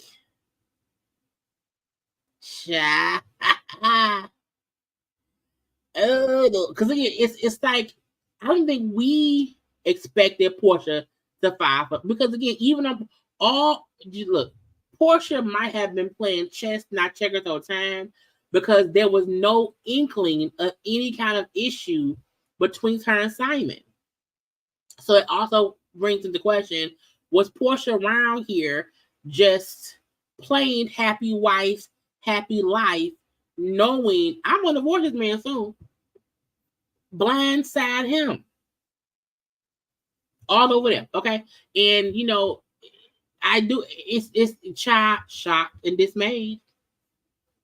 Shocked and dismayed. So, Porsche, like, look, pay my fees, pay my lawyer fees or whatever. Prenup, please be enforced, okay? And leave me be, bitch. Let's do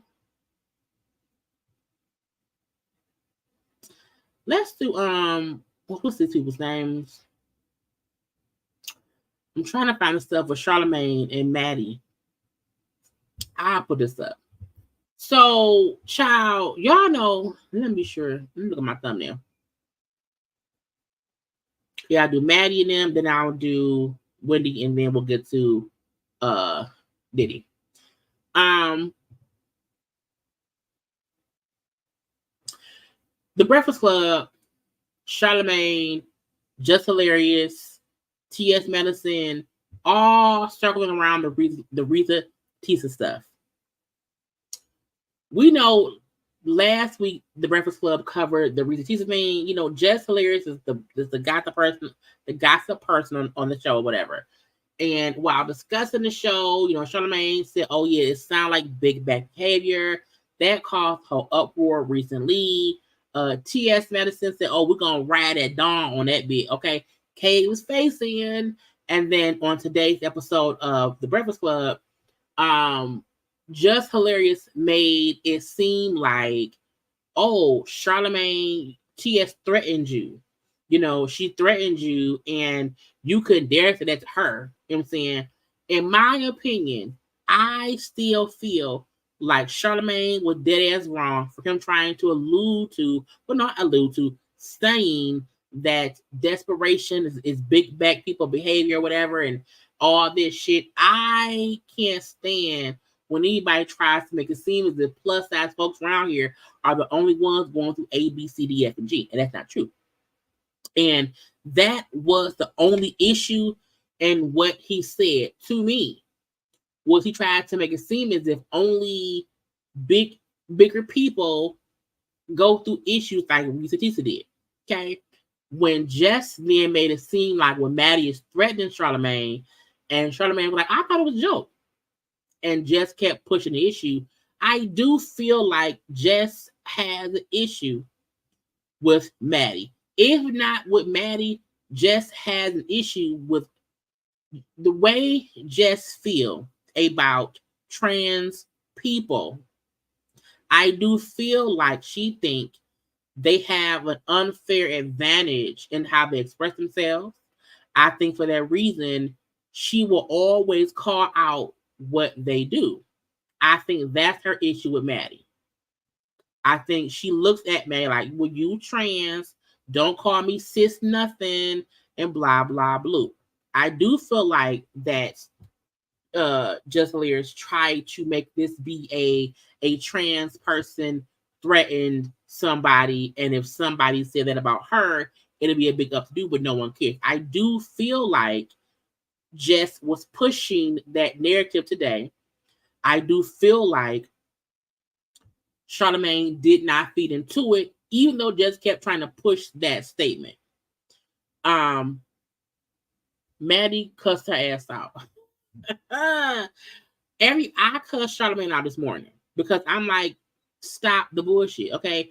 Your wife puts up with your big bad behavior, okay? Because you were a cheating husband and she stayed with you, had kids for you, okay? So my only issue is when anybody tried to make it seem like anybody who was being dumb for a man or just living life and learning lessons is because you're fat, you're big back, you're big bone, as if skinny women or anybody else doesn't go through the bullshit that they go through. That was my issue with him. I also feel like when Maddie went off, what did she say? Let me see if I can find it. When Maddie went off, she did not even have as much smoke for Charlamagne as she did for Jess. And at first, I'm like, well, he was one that saying something. And she kept saying how I've never had an issue with Charlamagne. So whatever. I think once she heard the show from today, it made her pivot. I feel like once she heard Jess try to continuously say a trans person is threatening somebody, lesbian, she wanted to change the narrative. The narrative should have been people were upset with what Charlamagne said. That was the topic. And she changed that to was a trans person threatened Charlamagne and we should not let that be. So Maddie said, I got your number, bitch. Threatening Charlamagne the God for what? For what?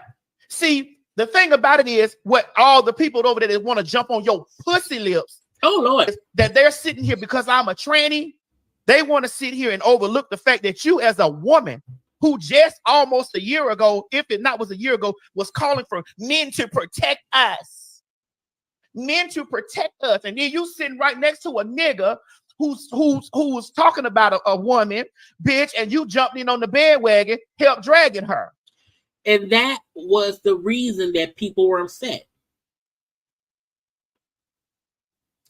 Vanilla Sky, you want to give, just don't put that in the chat. Okay, watch the language. YouTube can block stuff. So we're not going to do no hashtags of that, okay? Cut it on out. Cut it on out. Okay? Anyway, to me, I felt when I heard the Breakfast Club thing, I did feel like just change the narrative. Just change the conversation.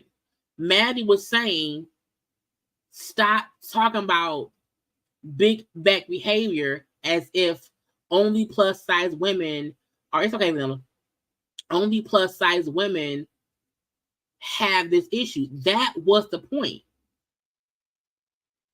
And she changed that point to be something different because her and TS, like, they don't like each other. They don't. There's a beef there. And when Maddie said in her reply, she was like, I chose not to even address Jess. I addressed Charlamagne, specifically. Because if I address her, it becomes something more. And now she coming at me, trying to make it seem as if I threatened somebody. I was like, child, it's some bullshit.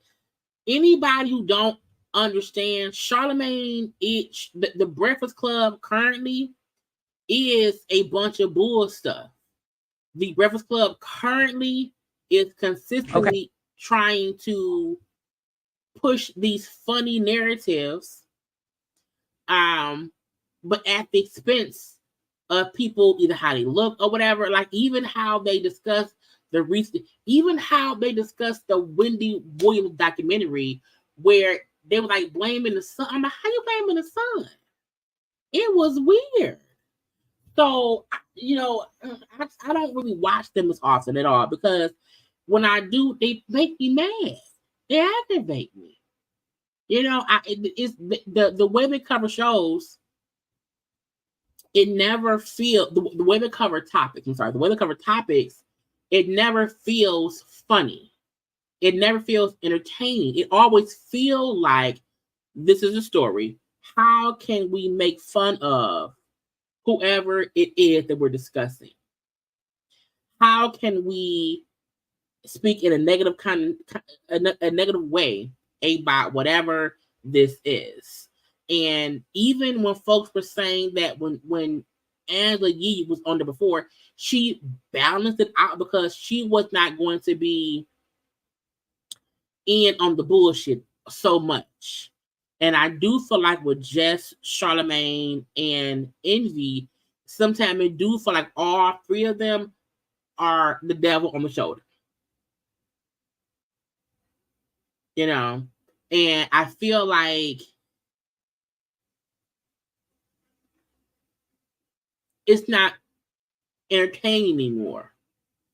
It's not enlightening anymore. And for Charlamagne to say how he is this mental health awareness, I want to make sure people can be better. I'm like, yeah, but where is that same awareness when you are trying to speak negatively about plus size people? Like, what if Reesa Teesa felt so bad about how she looked that your big back comment made her feel even worse? Now her mental health is ruined because she's already getting shit from people all over the world because she put her story out there. And even when Maddie said how, Jess was saying earlier how, we should protect the women, protect Black women, but you were on a show that was speaking in a degrading way towards another Black woman and you jumped in on it. You added to the big back comments. You call her Sheila from Why'd I Get Married? You helped perpetuate the bullshit. And when he said it sounded like big back behavior, big backs have to stop being so desperate, you jumped in. Well, yeah. And it's like, no. So I choose not to continuously watch them. If they don't even really have many good interviews anymore. Like they used to have more people that were interviewed, whatever.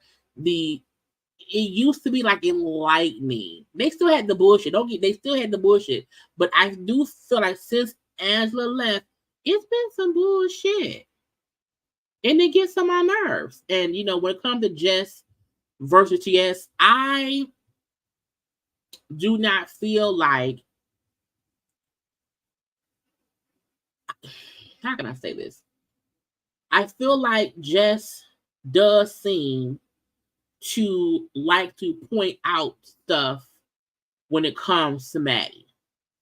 And when Maddie was on her thing going off, she did keep calling just hilarious. And I was like, Lord, that's misgendering. But I feel, and only in my opinion, I feel like what Maddie does, what I think she does, is when somebody tries to misgender her, I feel like okay, I'm gonna return the favor. And when she said how, you've had people call you a man, just hilarious. I think she said, okay, you wanna rumble with me? Okay, let's do it. I feel like she will return that same disrespect, that same misgendering to people that she feel does it to her.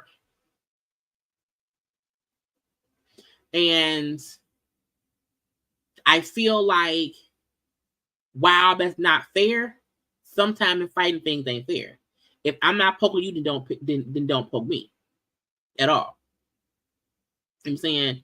I feel like Jess was a good addition to the show, but Jess also seems to fall down the rabbit hole to follow behind the men. What they say jokingly, I'm gonna follow behind the men. The one time when she took up for Monique, I still feel like that was a lame moment just for her to get some attention. Because again, when she sees them talking about people, she don't do that. So the Breakfast Club to me is not what it used to be at all. It's changed. I no longer rush to get to the gossip chats parts. I don't, because I know it's gonna be some partial. Yeah, Angela used to do the research and have the information and I don't know if she did it herself or if somebody gave it to her. But when Jess said how, oh yeah, so and so, whoever on the team, they give me the points for the story. I'm like, so you don't look up shit yourself? Like for me, I don't like coming here if I don't know what I'm talking about. I don't want anyone to write down some shit for me to talk about because I need to know and have more than half the time. Shut up if you have no idea what they're talking about. You know what I'm saying? So it's just weird that they taken this route, but it's all they don't care. They don't care. Anyway, next up, let's do Wendy. Where's Wendy? Where's Wendy's information? Oh, here you go. So, we watched the documentary already. We watched all parts. It was actually my review was it's here part 1, part 2, because when I recorded it, the first I think it was 4 parts that were an hour, but my DVR had part 1 on Saturday and part 2 on Sunday. They combined 2 hours each day. It was really 4 parts. So it was 4 1-hour parts. When production said, Lifetime production people saying they had no idea that she had been diagnosed with dementia. And had they known, they would have never done the documentary. And I still feel like what was shown needed to be shown. I still feel like when I watched all 4 parts, all 4 hours of it, it was needed. It was hard to watch. It was difficult to watch. I get they thought it was going to be something different. It became sad. I get it. I fully get it. However, we needed to see it. I think that's why we see so much commentary from them, from breaking the fourth wall, because they were seeing like this shit don't make no sense. Why does she keep pulling her feet out?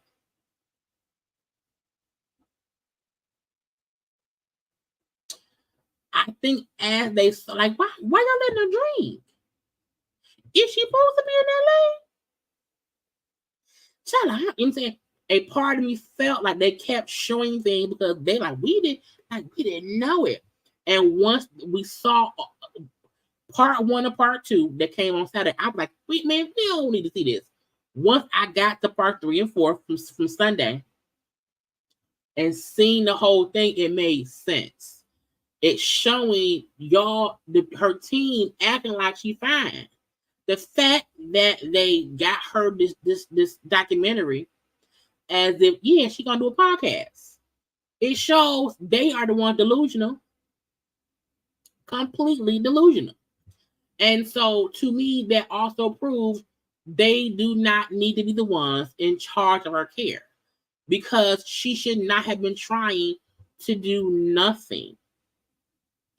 Then it came out today that the judge who ruled in her guardianship case was previously investigated for granting guardianship appointments to people who donated to her Supreme Court election campaign, meaning people who helped her get elected. She was giving them or granting guardianships to those people. It says Judge Lisa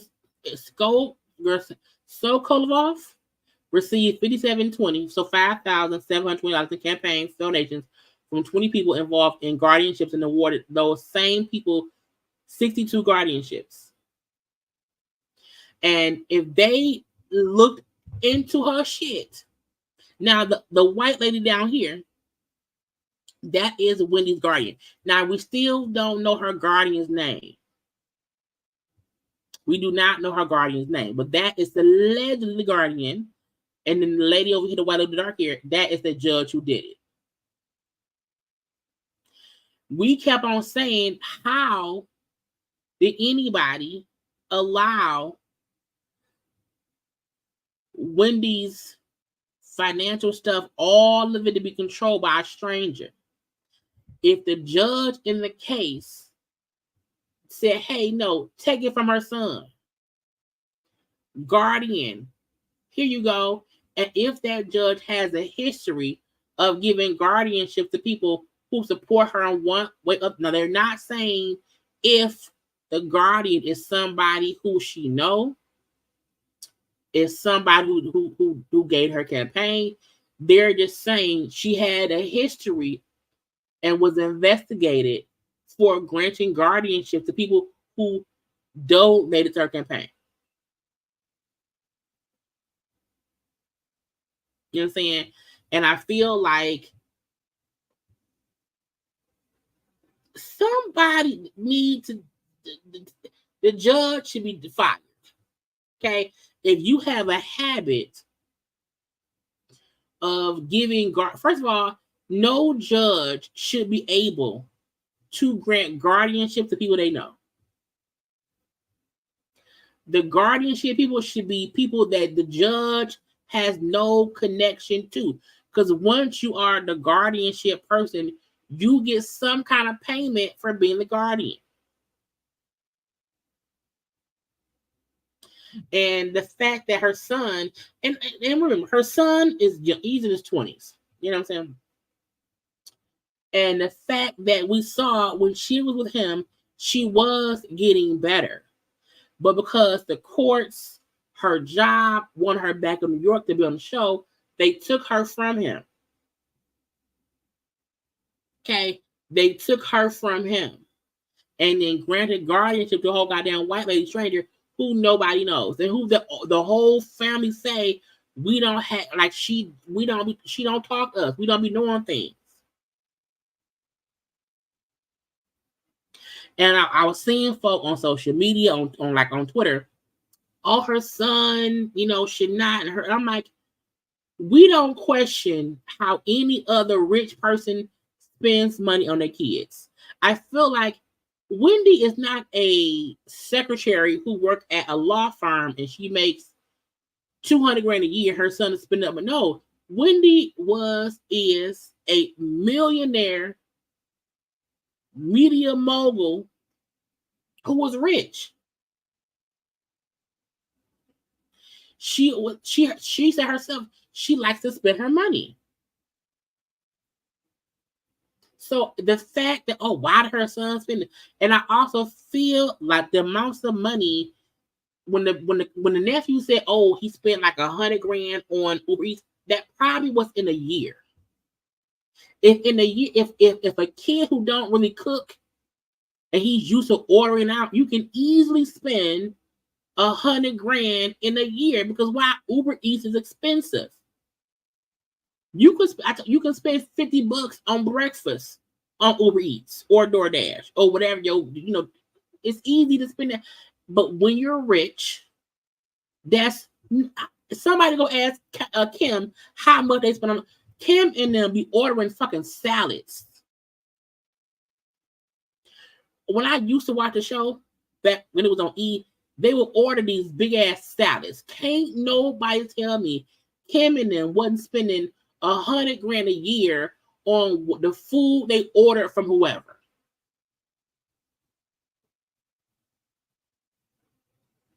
If that boy spent $100,000 in Florida on food for the year, I feel like that probably was normal for him.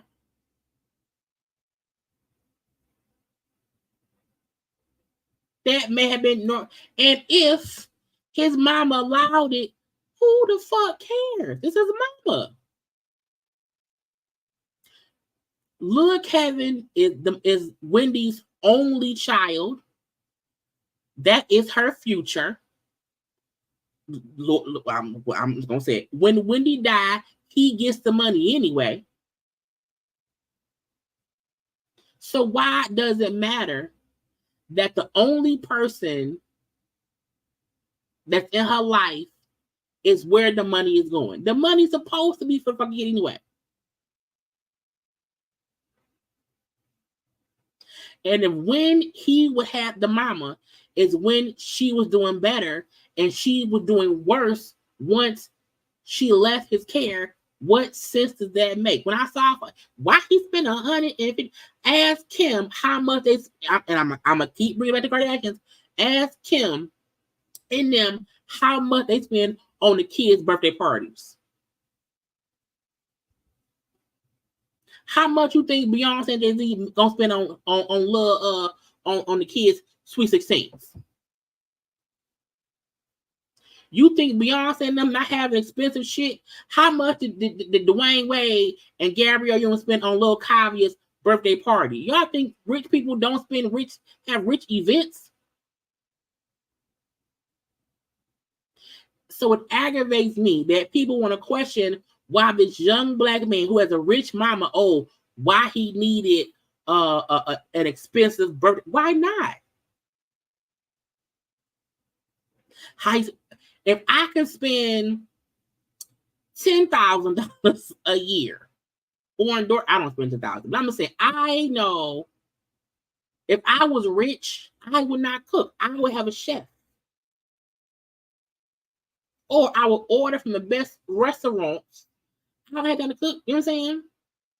I kept on saying, why did she have guardianship people, but her refrigerator is empty?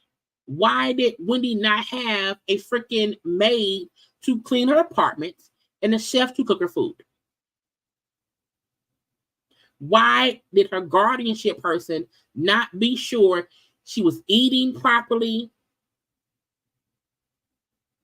and had a clean apartment? Wendy had no fucking feeling in her feet. She can't walk around much. She can't clean up. Why was that not on the payroll? Wendy wasn't broke. Wendy had millions. Wendy had millions. Maybe not 100 million, but she had enough money to where even if it was a guardianship, it ain't no reason her apartment should have been that messy. It wasn't no reason for her fridge to be empty. And it should not have been an issue that she was spending money on her son. It's her only son. it made me pissed off that people questioned why he deserves an expensive apartment, why he deserves whatever. And if you ask me, Wendy and Kevin has always spoiled that boy to where whatever he wanted, he got. Why? Because his parents are rich. His mama is rich. That boy is in Miami in school, in college. They got to be paid for. So what if they got that boy an apartment that costs 80 grand a year? Even when I heard the 80 grand for her, I said that probably the 80 grand was probably a year.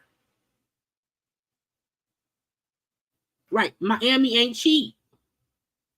So it aggravated me that people was like, I don't know. And I'm like, y'all sound dumb. We don't question none other rich child and how much money their parents spend on them. You wanna know why? Because no one talks about it. Even y'all keep some people saying Bruce Willis.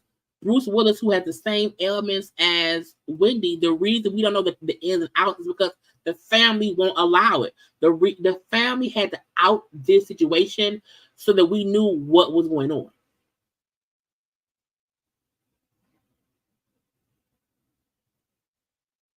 So no one should be blaming the son and why couldn't he help? He also was young. Can you imagine being 20, 21, 22 years old, or your mama goes into dementia and you are then responsible for literally raising and taking care of your parents, and you're not even fully grown yet? And even he said, I was going to her appointments. I was doing what I could do, and they took her from me.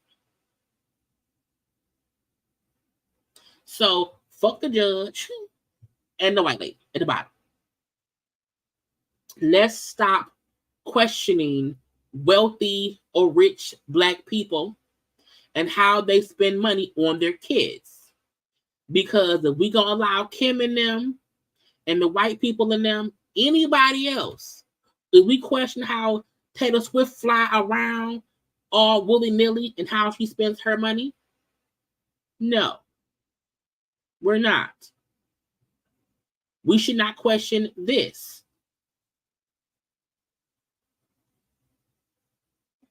They said, look, Kevin was cooking his mama food. If he's vegan, that's expensive. Get that boy's mama back.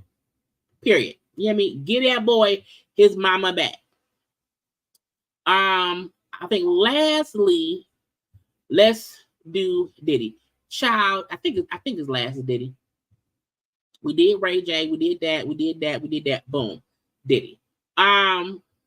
Let me find. Y'all take one little second and like the video. Like the video.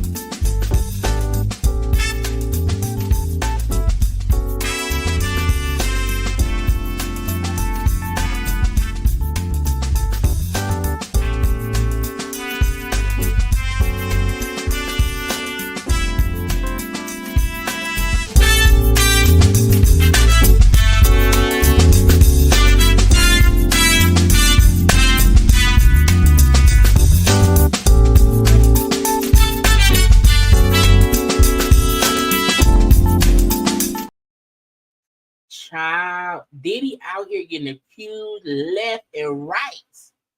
I said, Diddy, what you do?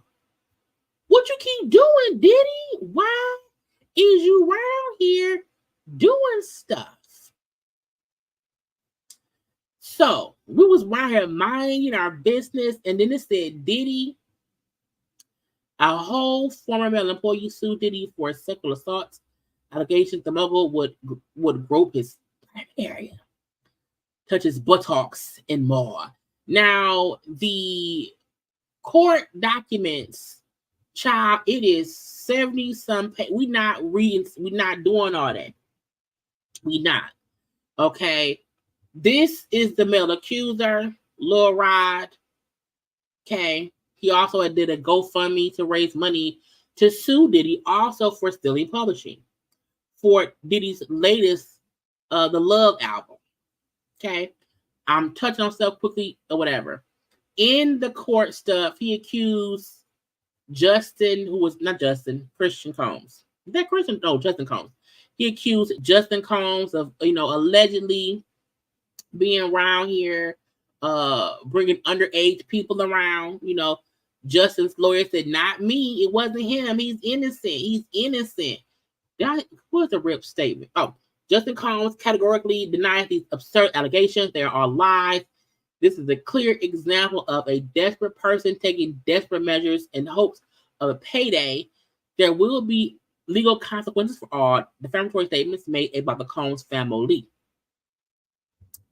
The person also said that Stevie J that allegedly Puff made him watch like porn that included Stevie J mess around with some man. Child, I said, what?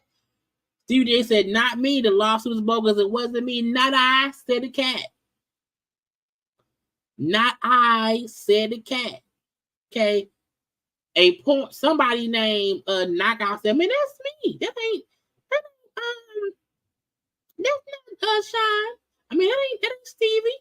That's me. So much foolishness ensued. It said Miami cousin, was around here trying to take his buttocks. So much came out. And not young Miami, you wrong. You was complicit. I'm like, look, I feel like unless she was around for stuff currently, that's one thing. But if anything that happened when she was before, she ain't know. We just found out about Cassie recently. So I don't think she would have known.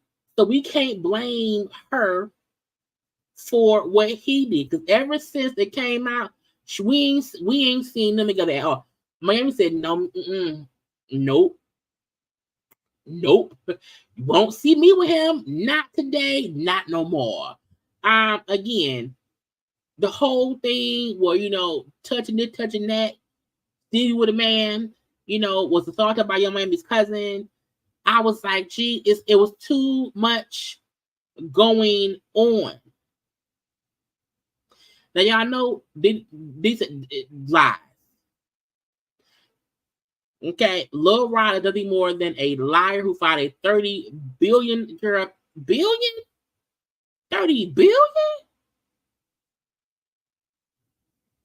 Child, give me 40,000. Lil Rod is nothing more than a liar who filed a $30 billion lawsuit, shamelessly looking for an undeserved payday. His reckless name dropping about events that are pure fiction and simply did not happen is nothing more than a transparent attempt to garner headlines. We have overwhelming indisputable proof that his claims are complete lies. Our attempts to share this proof with Mr. Jones' attorney, Tyrone Blackburn, have been ignored. As Mr. Blackburn refuses to return calls, we will address these outlandish allegations in court and take all appropriate action against those who make them. I was like, child, what? So I had to find the damn thing. Now, again, we not going to read this whole thing, y'all, because we're going to be done in I got 12 minutes. It's going to be 2.5 hours, and that's it. Now, this, I want y'all to be able to see it. Okay. Rodney Jones. Y'all see this at the top? It says, I'm gonna pop off screen. I'm gonna pop off screen. Well, how can I forgot how to do it. Boom. You see it say 173 pages up here?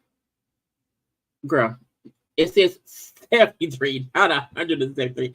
That's 73 pages. Okay.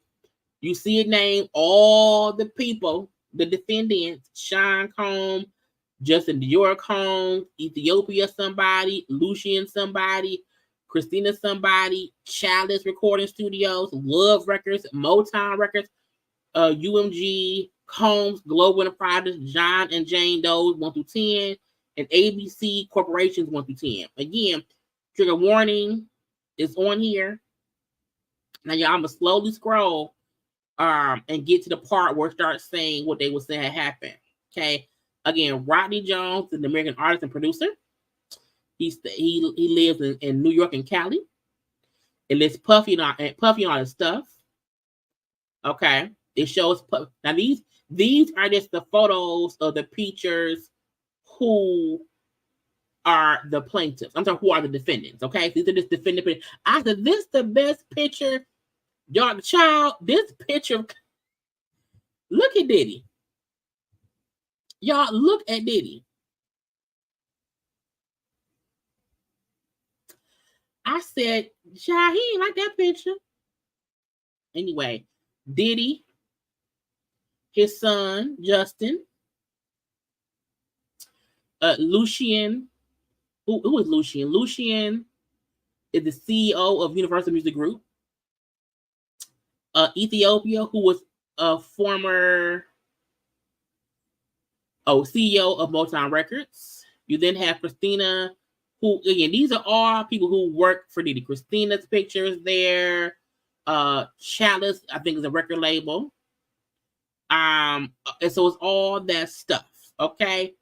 Now it's pictures of all people around here. Again, none of the pictures I saw shows anything that I can't show. You know what I'm saying? But this is just like background stuff of the dude. Okay. I want to get to where it brings up him and Diddy. Again, it's okay. On or about August of 2022, Mr. Jones received a call from Mr. Combs requesting that he produce several songs on a rhythm and blues R&B album titled The Love Album Off the Grid. Okay, he agreed, and his life has been detrimentally impacted ever since. Dun dun dun dun. I'm not making one, y'all. I'm playing. From September 22 to November 2023, Mr. Jones produced 9 songs on Mr. Combs' Love album. Mr. Jones lived with Mr. Combs for a month at a time, between holidays, birthdays, and missing major family events. He resided with Mr. Combs in LA and Cali and Miami. He spent several weeks on a yacht rented by Mr. Combs in the Virgin Islands. Throughout his time with Mr. Combs, he witnessed, experienced, and endured many things that went far beyond his role as producer on the Love album. The claims raised and complaints have been corroborated through witness statements, video, audio recordings, and images that Mr. Jones has in his possession. Mr. Combs and Mr. Jones to record him. Mr. Combs required Mr. Jones to record him constantly on several occasions. Mr. Combs took Mr. Jones' cell phone and began recording himself. As a result, Mr. Jones has secured hundreds of hours of footage and audio recordings of Mr. Combs, his staff, and his guests engaged in serious illegal activity. Let's see, the acquisition, use, and distribution of ecstasy, cocaine, GHB, ketamine, marijuana, and mushrooms. The display and distribution of unregistered firearms, illegal firearms. Mr. Combs provided laced alcoholic beverages to minors and sex workers at his homes in Cali, New York, and the Virgin Islands and Florida.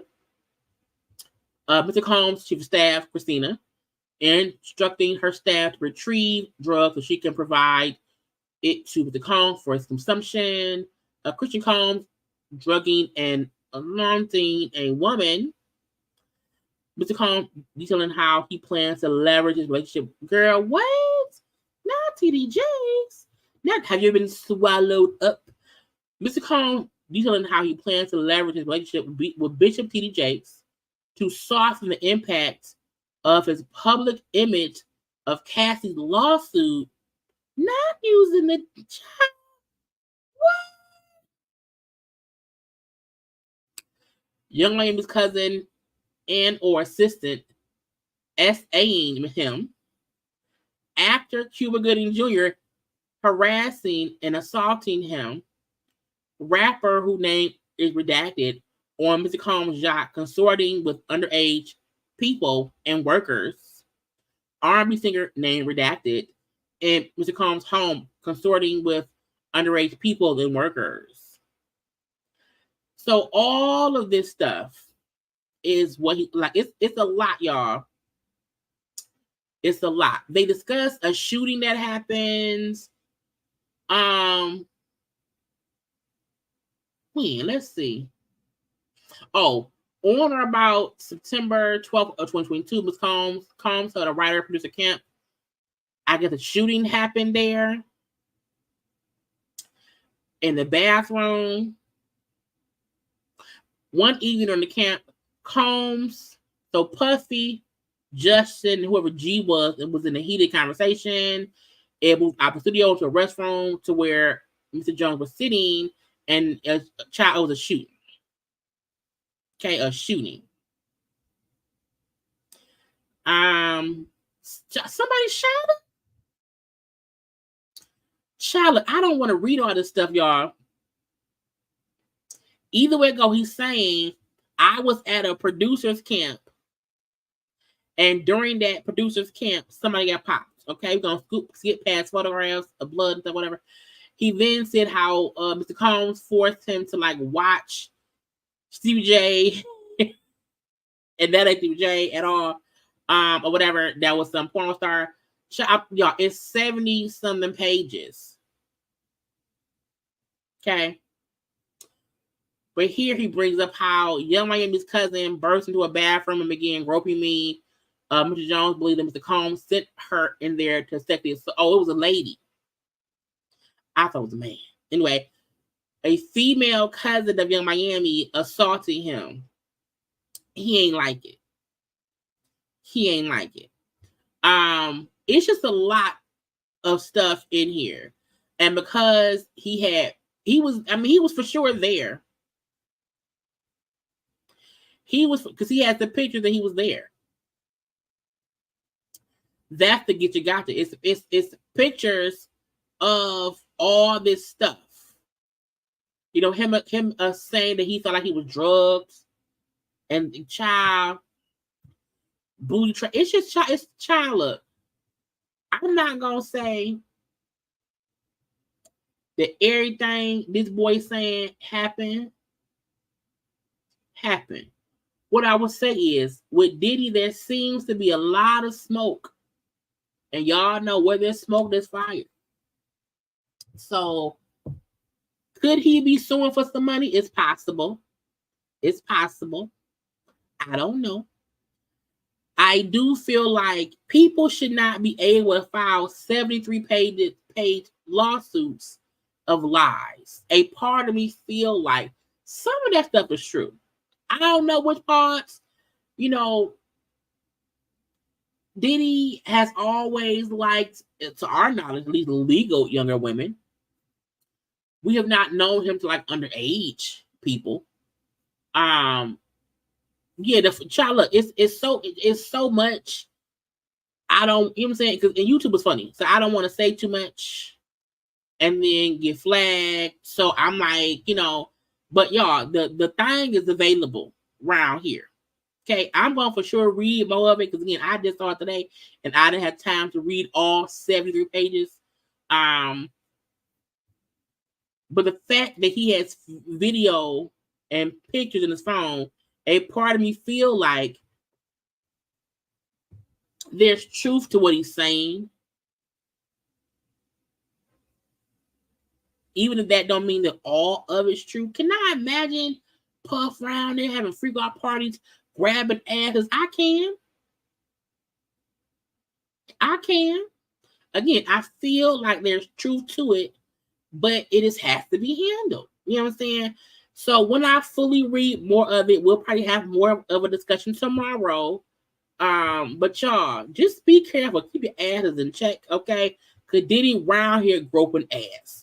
I hope y'all had a good time tonight. I had a great time with y'all. Y'all know I love y'all or whatever. I will have a live tomorrow night.